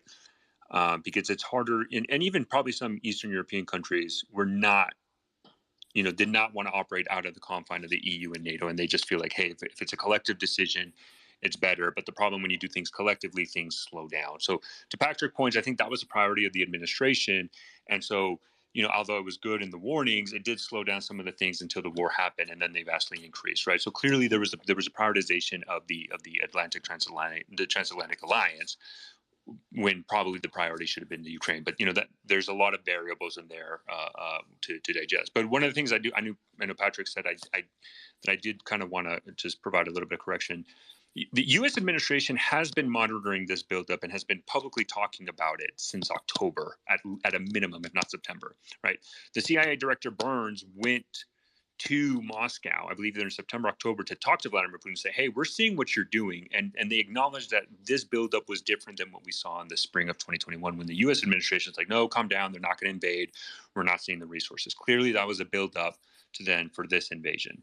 So, because if you remember, right, but before this all kicked off, there was reports that, hey, it's going to happen in December. Hey, it's going to happen in January. Hey, it's going to happen in February. It's kind of like, and that was kind of one of the Russian talking points was, oh, look at the Americans are warmongers. They first said December, then they said January, and now they're saying, because the goalpost was keep on moving, and they probably kept on moving because the Russian objectives kept, changing, or they just weren't able to amass the necessary combat power to do it. And so, I don't want to get into the political. I just do want to say that from that aspect, there were warnings from the administration, and what is hard is, the French, basically their equivalent of the chairman of the Joint Chiefs of Staff, kind of came out, I think I saw it today, and he said, hey, French intelligence got this wrong, right? The Americans and the British were right. We got it wrong. The Americans were warning us. We did not agree with their assessment. And I think what that kind of just reinforces is that for our listeners who don't understand, if you don't know what the Five Eye Alliance is, I highly recommend you look into it. Five Eyes, literally like eyes, what you see, Five Eye. Look into that, because that explains really well that alliance that the U.S. has with UK, Canada, New Zealand, Australia, and that intelligence sharing. It kind of allows us to have a very good understanding of what's going on, which a lot of NATO countries didn't do. Thanks. Okay, Daniel, can I kick you back down to listener? Absolutely. I'll continue listening, and thank you all again. This is a real service, and go give money to Ukraine, goddammit. Thank you. Appreciate you. Thanks. Okay. Question about planes. Deke, are you still in here? And are you still up? Deke? Yep. Oh, great. Okay. Yes, question. I'm here. Is there a theory on why Russia hasn't used S-400s and S-500s in Ukraine yet?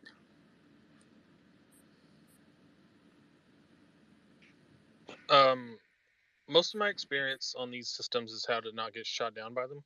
So, as far as how the Russians are avoiding them, That sounds like a helpful skill. Patrick or Olsos, do you want to jump in? yeah, go Patrick. Frankly, they haven't needed them. I suspect they are saving those batteries just in case NATO intervenes. And frankly, the Ukrainians have been very, very good at not using their aircraft in a way that would entice them to get splashed by something that long range. They seem to be flying fairly low to avoid radar. They seem to be making hit and run attacks on Russian ground columns. We frankly don't know what got a couple of Polish MiGs, or excuse me, Ukrainian MiGs. Sorry, talking to the Poles.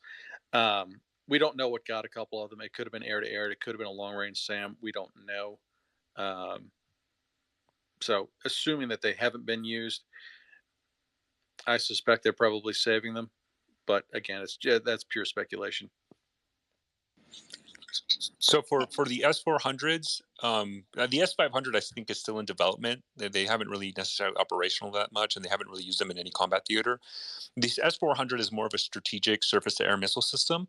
And so they're going to prioritize utilizing that to defending what we would consider critical assets, right? Like very key areas for combat operations in Ukraine, more likely in Belarus and Russia and Crimea, right? So your power projection capabilities, your air points of departure, so basically major airports where they do force flow in, or seaports of departure, S-pods and A-pods. And so the S-400 is that strategic asset that they're probably just going to utilize in those areas to protect against, like, hey, here comes the NATO, Ukraine, and they're going to try to bomb us so that we can't push forces. You're not going to necessarily see those types of systems inside Ukraine or near the front line because they're so massive, they're so strategic that they're probably held at higher echelon of command and the people who control them, and they're going to prioritize very critical assets closer to those areas to protect it, compared to more your, maybe even your S-300s, but other, your more SHORAD systems, your short-range air defense systems that are more down for the tactical level that's going to get pushed forward. I would be shocked if Russia sends an S-400, but hey, if they want to do it and get it destroyed by the Ukrainians, power to the Ukrainians. Okay, I have a question. There's disagreement between OSINT and the Pentagon reporting with regards to further Russian troop mobilization. The Pentagon is reporting that it isn't seeing a continued troop buildup beyond what was already mobilized by Ukraine. OSINT has had several reports of further trains coming in with equipment. Do the speakers of the space think this is an unintentional mismatch in information? Could the Pentagon be slightly understating the situation in Ukraine to temper the public support for a no-fly zone? That's a little bit too 3D chess for me. They may just be unwilling to say, or the open source community may have it wrong. That's always a possibility. Got it. Okay. At least that's my take. All source, what do you got? Troop deployments into Europe of U.S. and NATO forces, let that to official statements. Everything else is speculation. OSINT community probably got it wrong. Honestly, right? And generally when there's deployment of forces into Europe, there is generally a press statement that releases it. That's not something, that is hidden so much. Like we will announce it. So I would just wait for U.S. official statements for that. No, they're talking Russian mobilizations into Europe. Oh. Wait. What is it, Queen? Go ahead. Maybe I misunderstood the question. Sorry. I'll just read the whole thing. This Pentagon source certainly surprised us and other researchers because recently more tanks, self-propelled guns, and other armored vehicles were observed moving on trains toward Ukraine. Yeah, I'm sorry. I'm clarifying. Russian deployment into Ukraine. So, do the speakers of the space think this is an unintentional mismatch in information? Could the Pentagon be slightly understating the situation in Ukraine to temper the public support for a no-fly zone? It could just be that. I mean, we do know, I think there was reports that Russia was going to send more troops to Ukraine. I mean, this is just the gray zone. Yeah, I don't think U.S. official would purposely lie about Russian troop deployment. It could be that they, it could be a multitude of things. It's not like I think everybody believes. I mean, one of the beauty of OSINT and Twitter, it's very fast-paced. Very, very fast paced, and just one guy on a computer can see something and then he can, put out his opinion, his assessment. And when you're looking about the U.S. government, I mean, that's a juggernaut of I don't want to say this negatively, like it is a bureaucracy then that goes through processes, analysis, and they could do it fairly quick, but it does take time. I think if, we have seen reports of them deploying more forces there, especially because they committed already 100% per U.S. officials into Ukraine. They've committed basically 100% of the forces. They need a reserve. They need to have a reserve. So I wouldn't be surprised they're deploying more. And maybe it just be one of those where there could be reporting, U.S. officials might catch up to it a little bit later, or they might say something, or maybe that person didn't know. It's one of those gray zones. Aaron? So sorry about that. I was Twitter's having a lot of issues right now, and I was Yes, same. My Twitter is really buggy.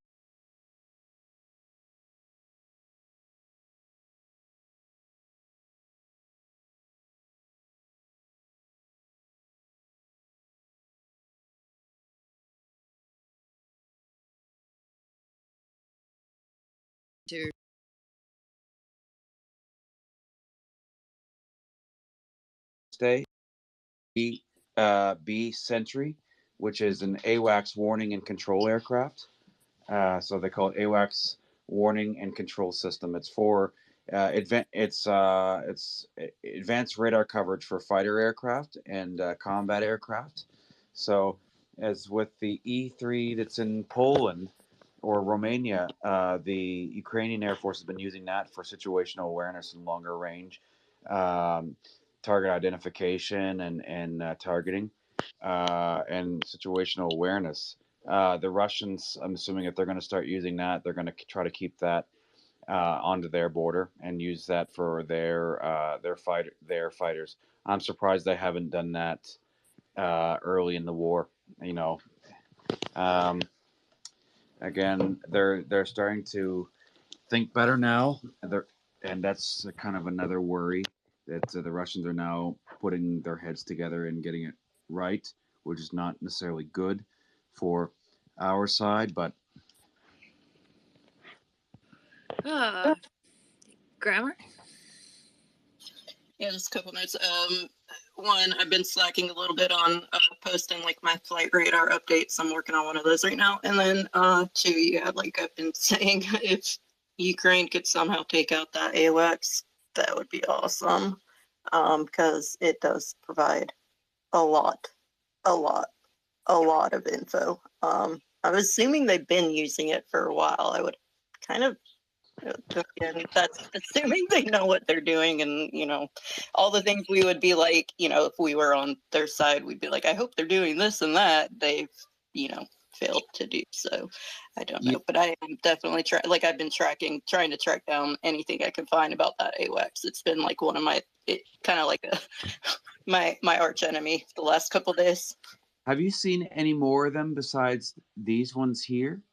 I mean, I haven't heard much tell of any A-50s or any other Russian AWACS operations to the date. Yeah, no, that was the very first thing I had, like, when somebody, I forget who it was, but shout out to whoever, like, got my attention on them. It was the first I had seen, I think it was 3 nights ago, the first I had seen of any sort of, you know, battlefield situation or battlefield awareness type in the sky stuff from them. I was like, well, okay then, finally, I guess. But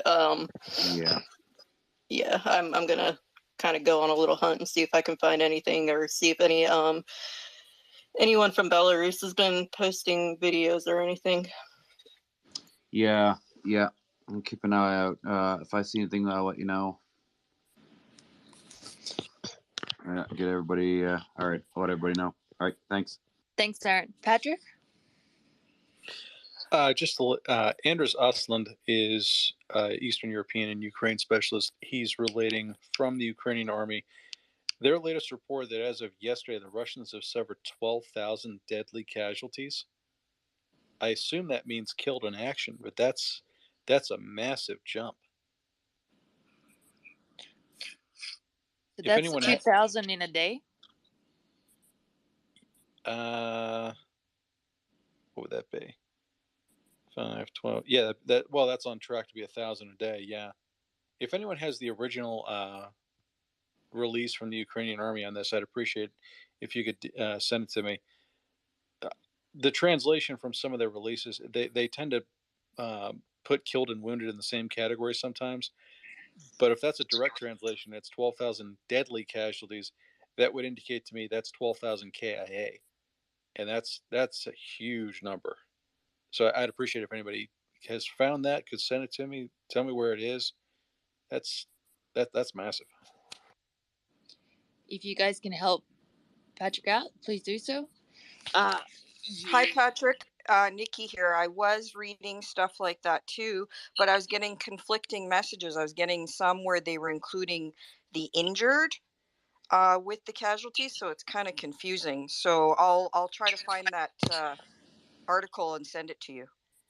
Thanks. I'm looking for it too, and that's exactly what I was talking about. Sometimes the Ukrainians keep the killed and the wounded number in the same category, and so when they translate it over, it comes out as deadly casualties. Well, no, not quite. So, if that really is 12,000 killed in action, that's a massive jump. I think that's probably killed and wounded in the same number. Wolverine, are you in my speaker list, Wolverine? I am now. Sorry, my Twitter is really buggy. That's okay. Did you send me a request that I didn't see? I'm No, sorry. I just DM'd you directly. But Sorry. Welcome back.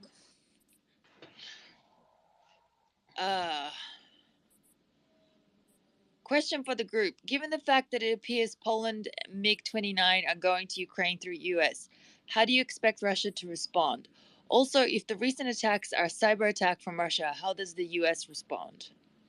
I'm going to say this on the cyber attacks. I really don't care if Facebook goes down. That's just my opinion. Sorry. Because you don't like Facebook? How will my mom text me 50 times a day, Wolverine, though? Well, that might actually be a good thing then. I don't know. I don't know if I can do without social media for a day. I can. Jokes. Cyber attacks is on Spotify and Discord, so you know all the gamers are losing their mind right now if the Discord is going down. If you're a gamer in my space, don't at me. I'm not making fun of you. I love you. I'm just making a joke. Yeah, you better. I was fixing to say, what, you want to fight? I don't think you want you out on Call of Duty. I'll take that challenge. I'll take that challenge. Okay, I've lost my track of thought because of you two. Somebody send coffee. Send me coffee. Coffee emojis. We need a coffee emoji. Possible attack on Twitter Discord. Wow. I hate Vlad.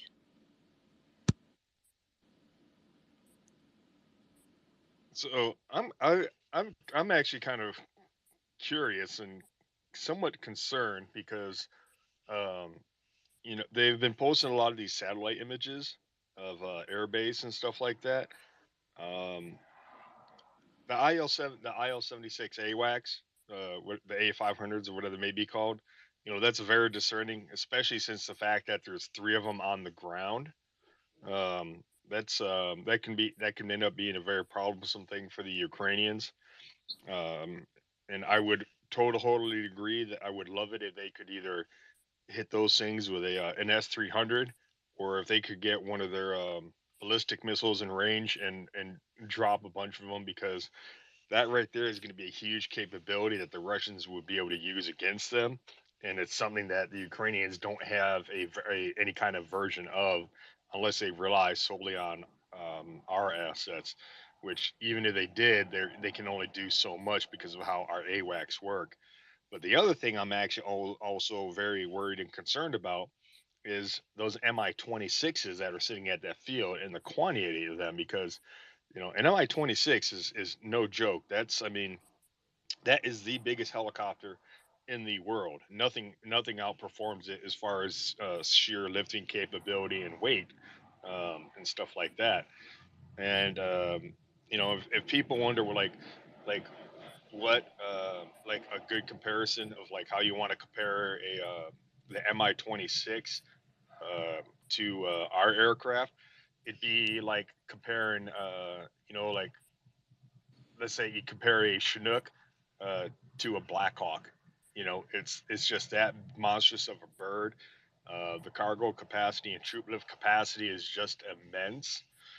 The other thing maybe I'm hoping is that the Russians will actually get stupid and will actually try and do an air assault using those Mi-26s. That would be, especially in contested airspace with all the SAMs that the Russians have. I mean, say, hey, go for it, because then we can see some of those Mi-26s taken out. But the fact that they're there and so many of them kind of has me concerned a little bit. Okay, I'm jumping in with a question. Patrick, do you want to say something, and then I'll jump in with the question? Oh, a little bit of humor.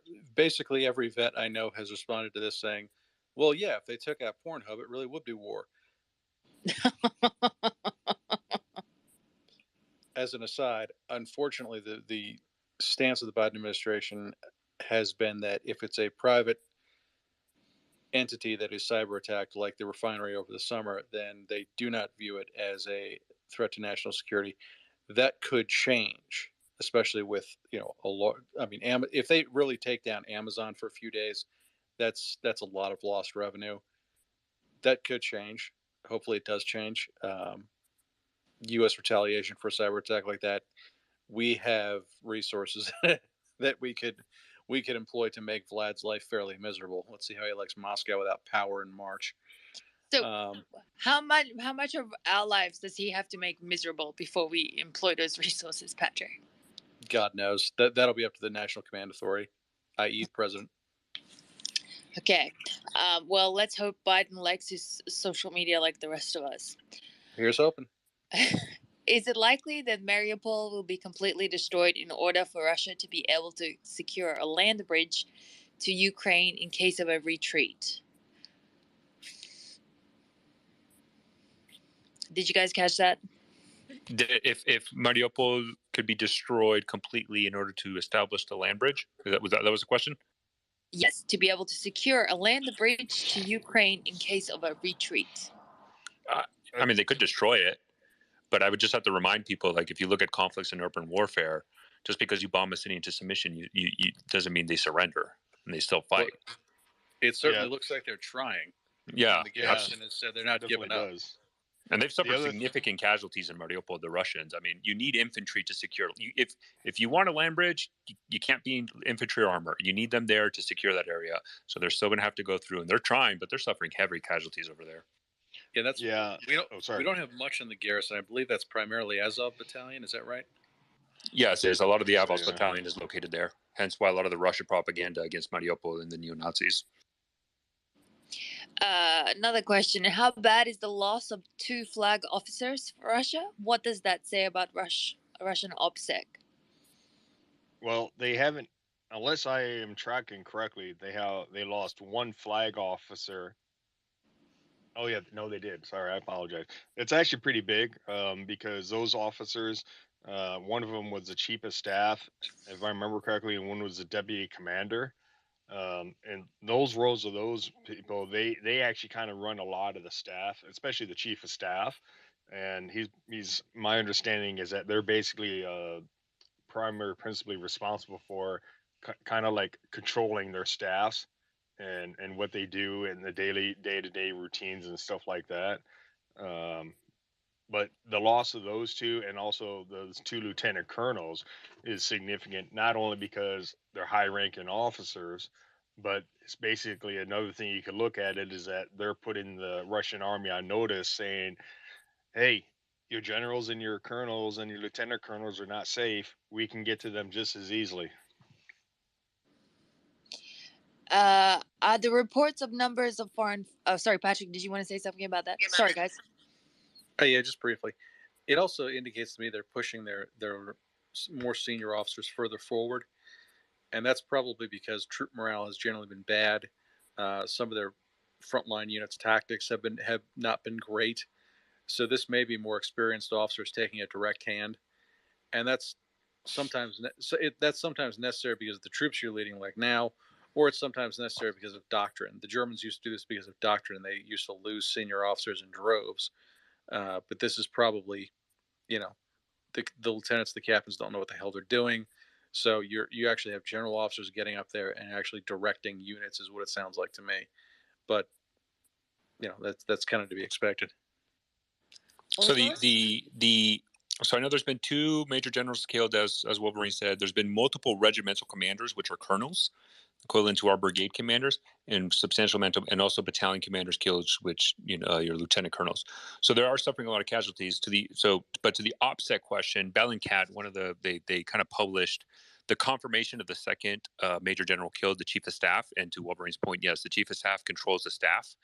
Deputy commanding generals generally control the regiments and the units under the commanding general's guidance. So but from an OPSEC point of view, apparently the FSB, how Bellingcat was able to confirm it was that the FSB agent that was assigned to that unit called his higher headquarters in Russia, in Tula, and he had to use a SIM card because they asked him, hey, can you use this encrypted system? And he said, no, I cannot. It's not working. And the reason why it's not working is because the Russians built an encrypted system that relied on 3G or 4G cell service to work, which is mind-blowing. So he had to rely on cell phone that anybody can listen to, how Bellingcat confirmed it, to call his higher headquarters to say, hey, by the way, we just lost a 2-star Everybody's listening to this, so bye. So terrible OPSEC, they have none. These guys are so screwed up. Okay, next question. Are the reports of numbers of foreign fighters joining overblown or not? Would part of the motivation for Western soldiers to finally get a pop at the Russians directly, considering they spent years training for it?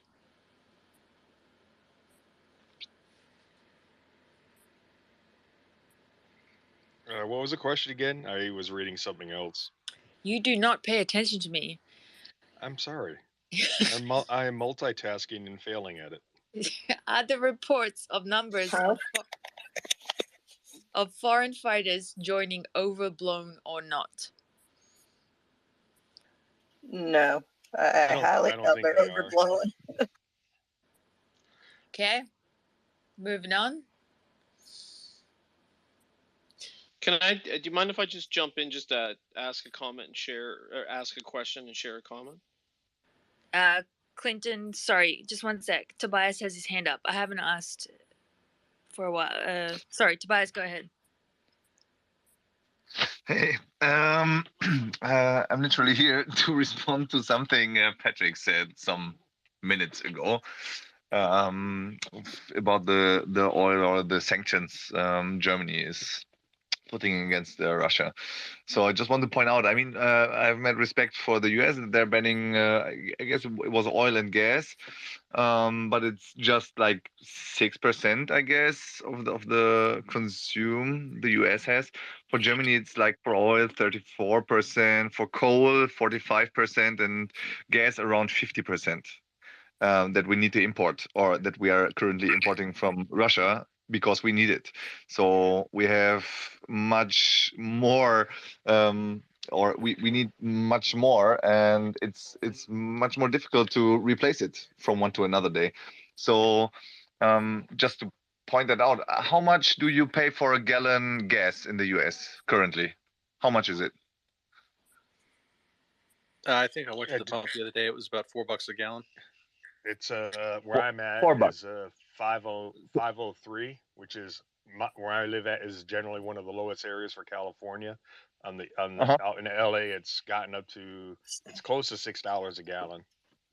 Disclaimer: I pay for my car takes premium, but it's $4 and I think it's $4.90 or so a gallon right now. Yeah. So for standard gas in Germany at the moment, you pay around $9. So that's quite a lot already. I mean, before it was quite high, but in general we are paying much more because we don't have the resources to produce that stuff ourselves. So you should keep in mind that it's, at least for Germany, it's not easy to switch from one to another day to alternatives because of the sheer mass. I don't think that our government, I mean, they're new. Yes. I'll just add something to that. Yeah, of course, you can't just switch overnight. I understand. But Germany has also had 20 years of, a policy of closing down all nuclear power plants, for example. So this has been coming. Do you know what I mean? I mean, there are a lot of things coming together. I mean, we shut down right after Fukushima, we shut down all our nuclear power plants. Like 3 are running at the moment, which is nothing, and they will shut down to the end of this year. And I just read something about it. It's super difficult to make them run longer, and probably it's not really efficient. And also the gas problem is not solved with it, which is for the heating. So yes, you're right. We fucked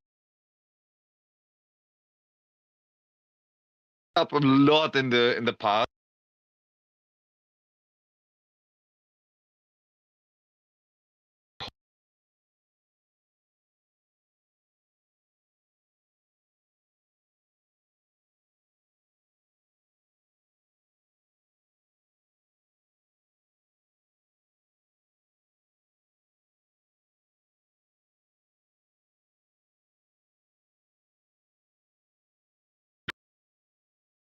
Almost not possible in Germany. So there are also environmental restrictions.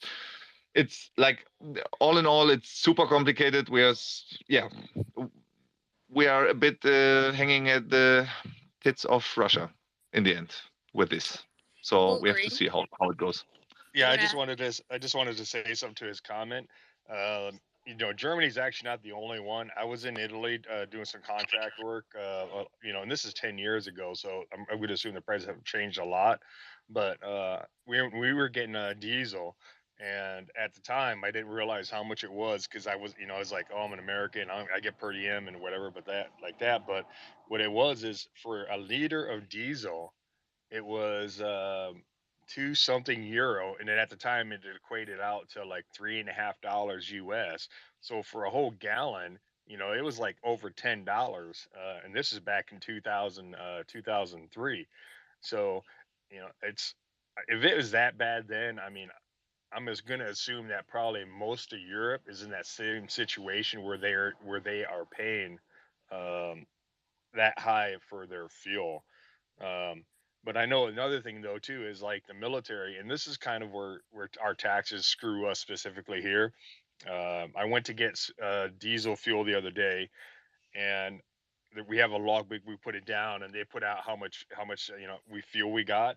So for 16 gallons of diesel, we only paid $48 for that 16 gallons of diesel. Patrick? Just for the Europeans, a gallon is around 3.75 liters, if I have it correct, or 3.7. Yeah, it's right around there. Something like that. Yeah. So just to put that, I needed to Google it before as well because no one except the US, I think, is using gallons. Yeah, Tobias, I know I'm pretty hard on the Germans when it comes to the energy policy, and I don't expect Chancellor Scholz to just reverse the decades of German policy on a dime. It would be unreasonable of me, and frankly, it would be dangerous for the average German. I completely understand that. What I would like to see, frankly, is just some indication that he understands how much of a threat this is. If he had just told me something along the lines of, okay, yeah, we're not going to sanction Germany because our economy will collapse, our citizens will be without heat, but we're going to take this other step to try to start mitigating, or we have a plan to begin mitigating this, and here's what that plan looks like. Just give me something. Because I mean, the German government has had a habit of saying, "Oh yeah, we'll increase defense spending to 2%." That was in 2014. It took an invasion of Ukraine to get a one-time appropriation of €1 billion for defense. So I'm very wary to trust the German government when it tells me it's going to do something, but it doesn't show me what it wants to do, and then lay out a plan for it to do it. So like I said, I know I'm hard on the German government on energy. I just wish they'd give me something to latch on to that would prove to me that, okay, yeah, you guys understand this is a problem. You're taking it seriously. This was your wake up call. So I guess that's where I am. No offense to the German people. I understand this is a reality you guys have to deal with, and you're struggling. I get it. Thank you. Thank you, Tobias.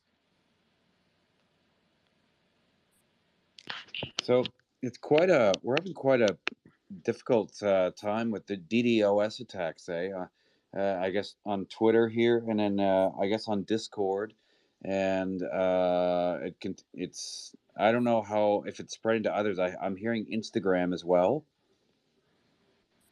Has anybody else heard anything? Discord, Instagram, Spotify. Yep. No, my Discord just came back up. DDoS attacks. Okay, well, this is a new thing. That might be explain the shitty audio all the way through. Okay. Nikki Jolie 73. Hi, Queen. Hi, Grammar. Dominatrix, just wanted to say happy International Women's Day.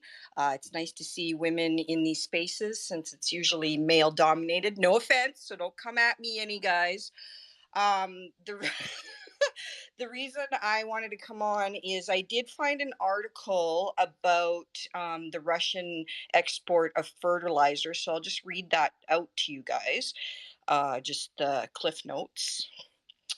It says Russia's Ministry on Trade and Industry is recommending the country's fertilizer temporarily halts exports. Reuters says it's a sign that sanctions imposed after Russia invaded Ukraine might impact other countries. And some of the things that are listed are potash, phosphate, and nitrogen containing fertilizers. And they're all major crop and soil nutrients. So it's really important. But in Canada, I worked in corporate finance for oil and gas and construction and all that. We have a lot of that here, that, you know, plants and that it's made here. So it might be good for Canada, I guess. So, and then another question I wanted to ask is to Patrick and Wolverine.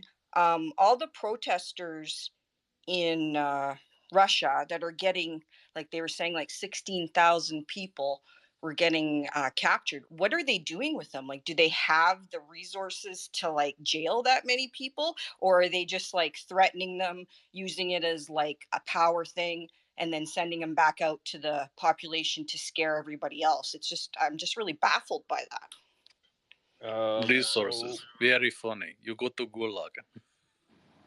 Yeah, as far as the resources, all right, if they've, was that 16,000 total or 16,000 in one location?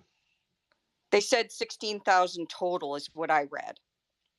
So that's going to be all spread out then. If they're all spread out, yes, they can actually definitely have the resources and the facilities to hold them for whatever amount of time.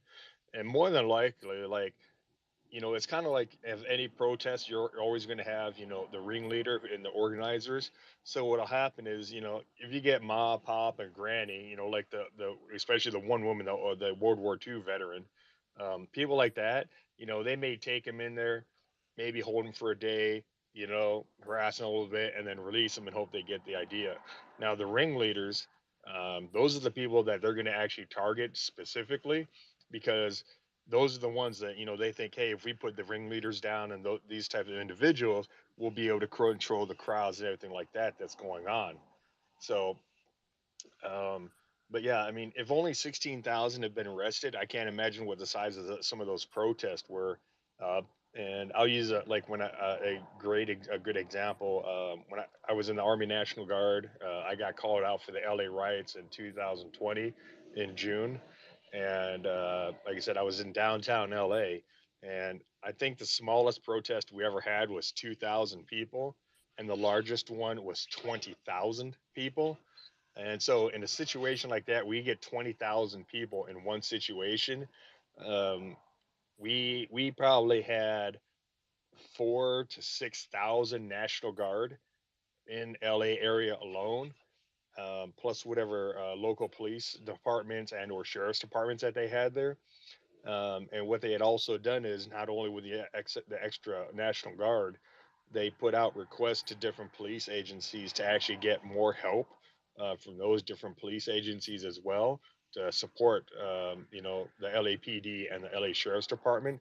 So that's things that I'm going to assume that the Russians would be able to have the capacity of, to be able to pull more units and police to help in the major cities that are experiencing these major protests. Can I just jump in real quick here? Patrick, this one's for you. Google and Amazon experiencing disruptions as a result of the cyber attacks. I mean, given how much both of those companies shill for China, I'm kind of okay with this. Guys, without social media and Google and Amazon, like what am I gonna do? No, I'm just joking. Don't take me seriously. I'm just joking. I've literally thought going outside. I hear it's the hot new thing. Yeah. Hey, at least you haven't had to deal with the old rotary phone. A what? A rotary phone. What is a rotary phone? Oh my god. Oh my god. Do I tell her? Yeah, you may as well. All right. So what it was is, it was a home phone. All right, and this is like old school stuff, like 1960s, 70s, 80s.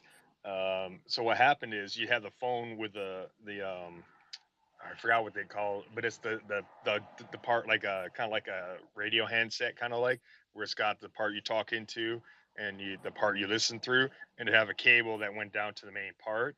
And what you did is it didn't have a push button, so you had a little rotary thing, and it had 1, 2, 3, 4, 5, 6, 7, 8, 9, 0. And what you would do is when you dialed someone's phone number, you would have to actually sit there. You had to dial the area code. So for the U.S. here, you go 1, and then you'd have to sit there. You go 1, you spin it over, and then it goes rotates back to the next number rotates back, next number. So to dial like a simple phone number, it literally could take 30 seconds. And then God forbid if you mess up one number, you have to start the process all over again from the very beginning. So no touch buttons, no stuff like that, and everything else. Now, the funny fact, here's a weird thing though, is that for survival purposes, if you actually have a rotary phone, as long as there's some kind of signal going across the landlines, the hard phone lines, you can actually still use a rotary phone by plugging it into the jack outside of your house where the technicians would use to be able to communicate outside and to get assistance and stuff like that. Oh my God, you just rocked my whole world there. What do you mean the part that you listen into and the part you talk into? It was like a 2-part phone? What? I don't Patrick, what did we, I can't remember what that piece was. Do you know what where that part would have been called? Screw it. I'm just going to look for a picture and I'll post it in the nest. I was just going to say, pictures might help us here. I've got a picture, but I don't know how to post it in the net. You could just DM it. I'm learning so much. Oh, someone sent me a phone. Oh, well, these look kind of pretty. Were they heavy? They look heavy. You could knock somebody out with that thing. I was just about to ask. You could this looks like a weapon. Oh, wow. Yeah. I always see old movies, people sometimes knock them out with one of those old timey phones. Yeah, they seem very heavy. It looks like you could get a good clang, in one of those lawyer movies where you go, "I'll see you in court." Bang. Clinton, did you have a question? Hi, thanks. Appreciate that. So my question to any of the panelists would be: there's a report that came out today from the Central Intelligence Agency in the United States, and it seems to match up with recent reports this week from Human Rights Watch that indicate somewhere between 14 and 15,000 Russian citizens, civilians, have been arrested in Russia over this last week for protesting or demonstrating against the war that Russia is waging in Ukraine. And I'm curious to know what the thoughts are of the panelists. And then my comment is that to Patrick's earlier question about mixing injuries with deaths, there sort of come out today that indicate that there's what they say, quote, 20,000 deaths and injuries of Russian soldiers. So again, I'm not sure what that difference is. And then lastly, the price of gasoline, just to give you guys some comparison. So in Canada, it's $1.88 a liter in Canadian currency. And so when you work that out into US gallons and then convert it into USD, that's about $5.58 a gallon.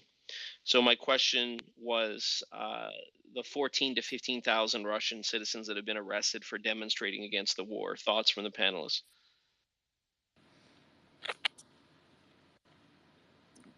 I mean, I don't know where to start. It's a totalitarian regime. I don't think I can compare this to anything that I can remember.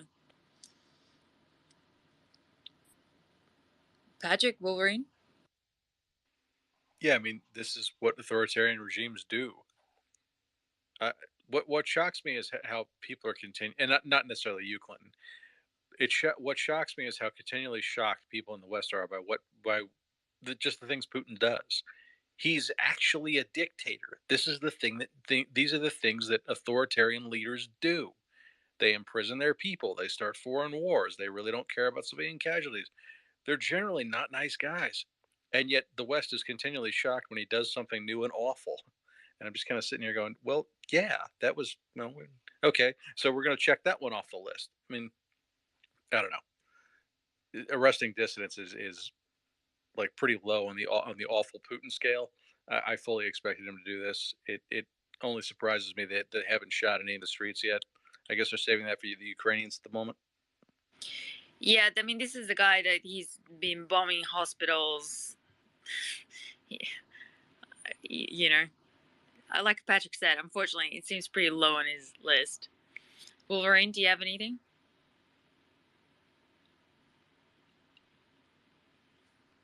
Nope, not at this time.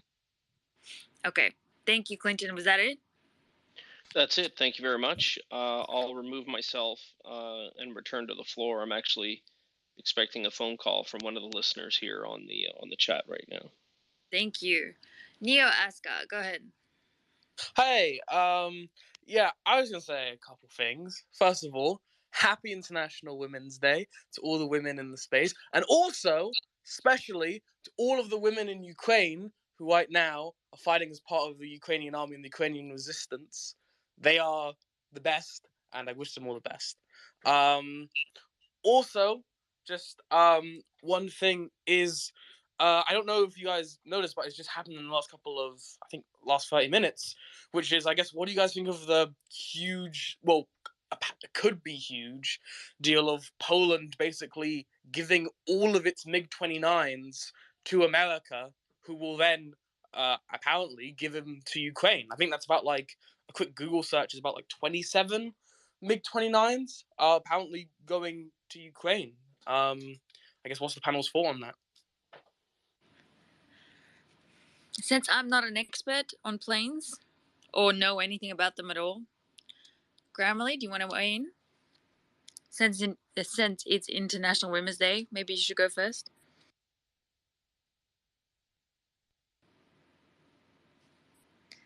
I think she has buggy Twitter. Wolverine, Patrick?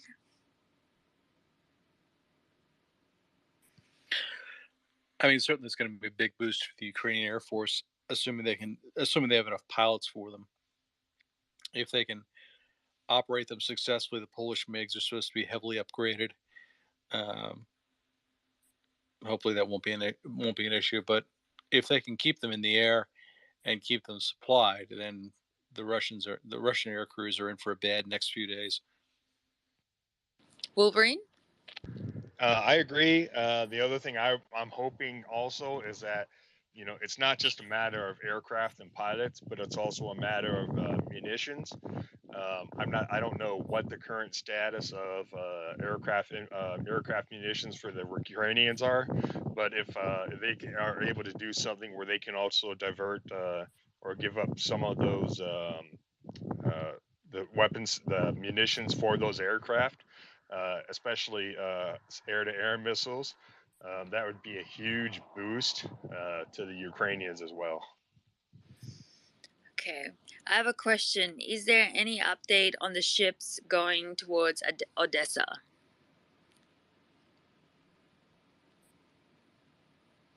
I haven't seen anything yet. I don't know if anybody else has. The thing I've been looking at, more importantly, is the current sea states and the weathers. Because like a lot of people don't realize, and I sometimes have to say it a couple times because people don't always fathom it, is that sea state conditions and weather conditions play heavily on your amphibious operations, especially because what a lot of people don't realize is that a lot of these amphibious ships, the bottom of the hull or the bottom of the ship is flat. So what happens is when you have a flat ship, even, you know, the slightest swells, you know, anything, you know, 6 feet or above can actually affect the ship. So when they get too high of a swells, that can actually curtail any type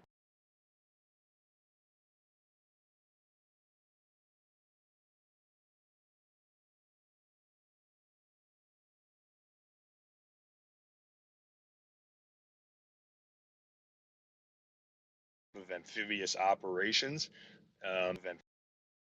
They use their AAVs, amphibious assault vehicles, and their vehicles are actually rated up to like C State 3 or C State 4, which is pretty significant. And I've gotten launched in one of those conditions before, and it's not fun. It was like the only time I ever threw up in an Amtrak or an AAV. But I watch for the C State conditions, and if anybody actually wants to kind of get an indication of if they will or will not do an amphibious landing anywhere, look up. You can look up different various maps or weather links that show the sea conditions and the weather conditions for the Black Sea, and that right there will give you an idea. The calmer it is, the better it is for amphibious operations. So that's one thing you can actually look at and take into consideration if they do, because that also goes into planning for the amphibious ships when they do that type of operation. Got it. Some news. McDonald's closed all 850 of its stores in Russia.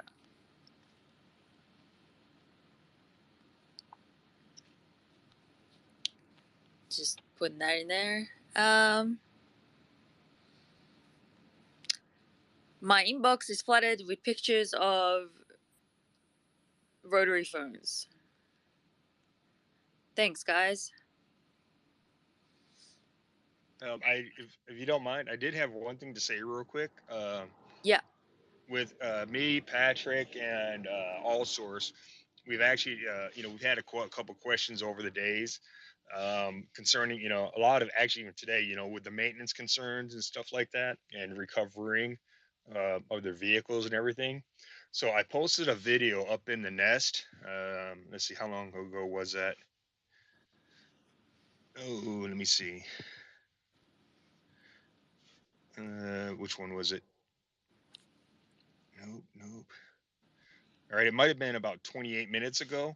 The reason I posted that in the nest is not so much, to show the Ukrainians actually getting another tank in their inventory, but because of the vehicle that's actually towing. That is actually the first picture of what we call a BREM. It's a tank recovery vehicle that I've seen posted anywhere. So if people wanted to see, like, when it comes to the maintenance side and how we do how we do the recoveries and how the Ukrainians are, that video of the Brem pulling a tank is spot on. That's exactly what they do and exactly what we would do here in the U.S. as well with our equipment. Okay, next question. What airfield are Ukrainian pilots likely to operate out of, and how do they keep the planes safe from Russian attacks on the ground? If they fly in and out of NATO territory, won't that be considered participation? Well, you want to go first, Grammar? I think she has buggy Twitter because she's coming in and out of. So pretty much any airfield that's on the map you can use. One thing that they did here in the United States is back in the 50s, I think they called it the Eisenhower Plan or something like that. Patrick might know a little bit more, but they actually designed highways in the U.S. where for a certain amount of length or distance, they had to be straight and free of any like bridges or overpasses or something like that. So the reason they did that was so that the U.S. military, if our airfields got bombed, we could actually use the highways as improvised airfields. So the Ukrainians can actually do that with their fixed wing assets. And he's not on here. The guy, I forgot his name already, which I'm bad on names. The guy who was a Marine crew chief said they can set up what they call FARPs, which is a forward arming refueling point. And you can make those FARPs pretty intense. You can almost make it where you make a permanent facility out of a stretch of highway so that they can do some type of maintenance, but mainly they're for rearming and refueling the aircraft so they can get out of, get back into the fight. But those you can set up anywhere. All you need is a stretch of highway that's long enough. And for certain aircraft like the rotary wing, you don't even need a highway. You just need a big open field that you can land a bunch of helicopters in. Got it. Grammarly is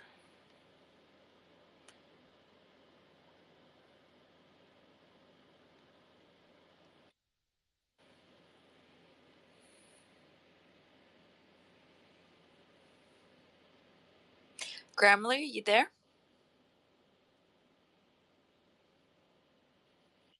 Ate a bite of peanut butter. Can you hear me? I hear you mumbling. Okay, cool. I can't make out any words. Yay, it works. Okay. Did you want to weigh in on the planes question? What was it again? All I remember was I was trying to fix this stupid Twitter. So what was it? Was something about NATO participation. You know what? I lost the question. I'm flooded. I don't know where it is. I'm sorry. We'll take a couple more. Anyone have a count of how many Russian diplomats have been withdrawn or kicked out?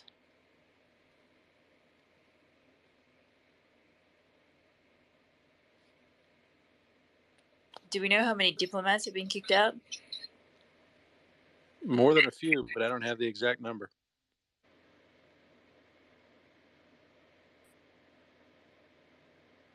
I mean, I could maybe say all of them, and that probably wouldn't be too far off in this situation. Okay, guys, I am going to have to wrap this up because it's 5:30, nearly 5:30 in the morning for me here. Thank you so much. Please go to Walter's space. It's open. Donate to his website. Huge thank you to our analysts.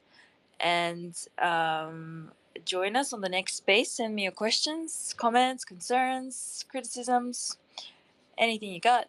Grandma, Patrick, thank you so much. Keep fighting the good fight, and I will see you guys on the next one.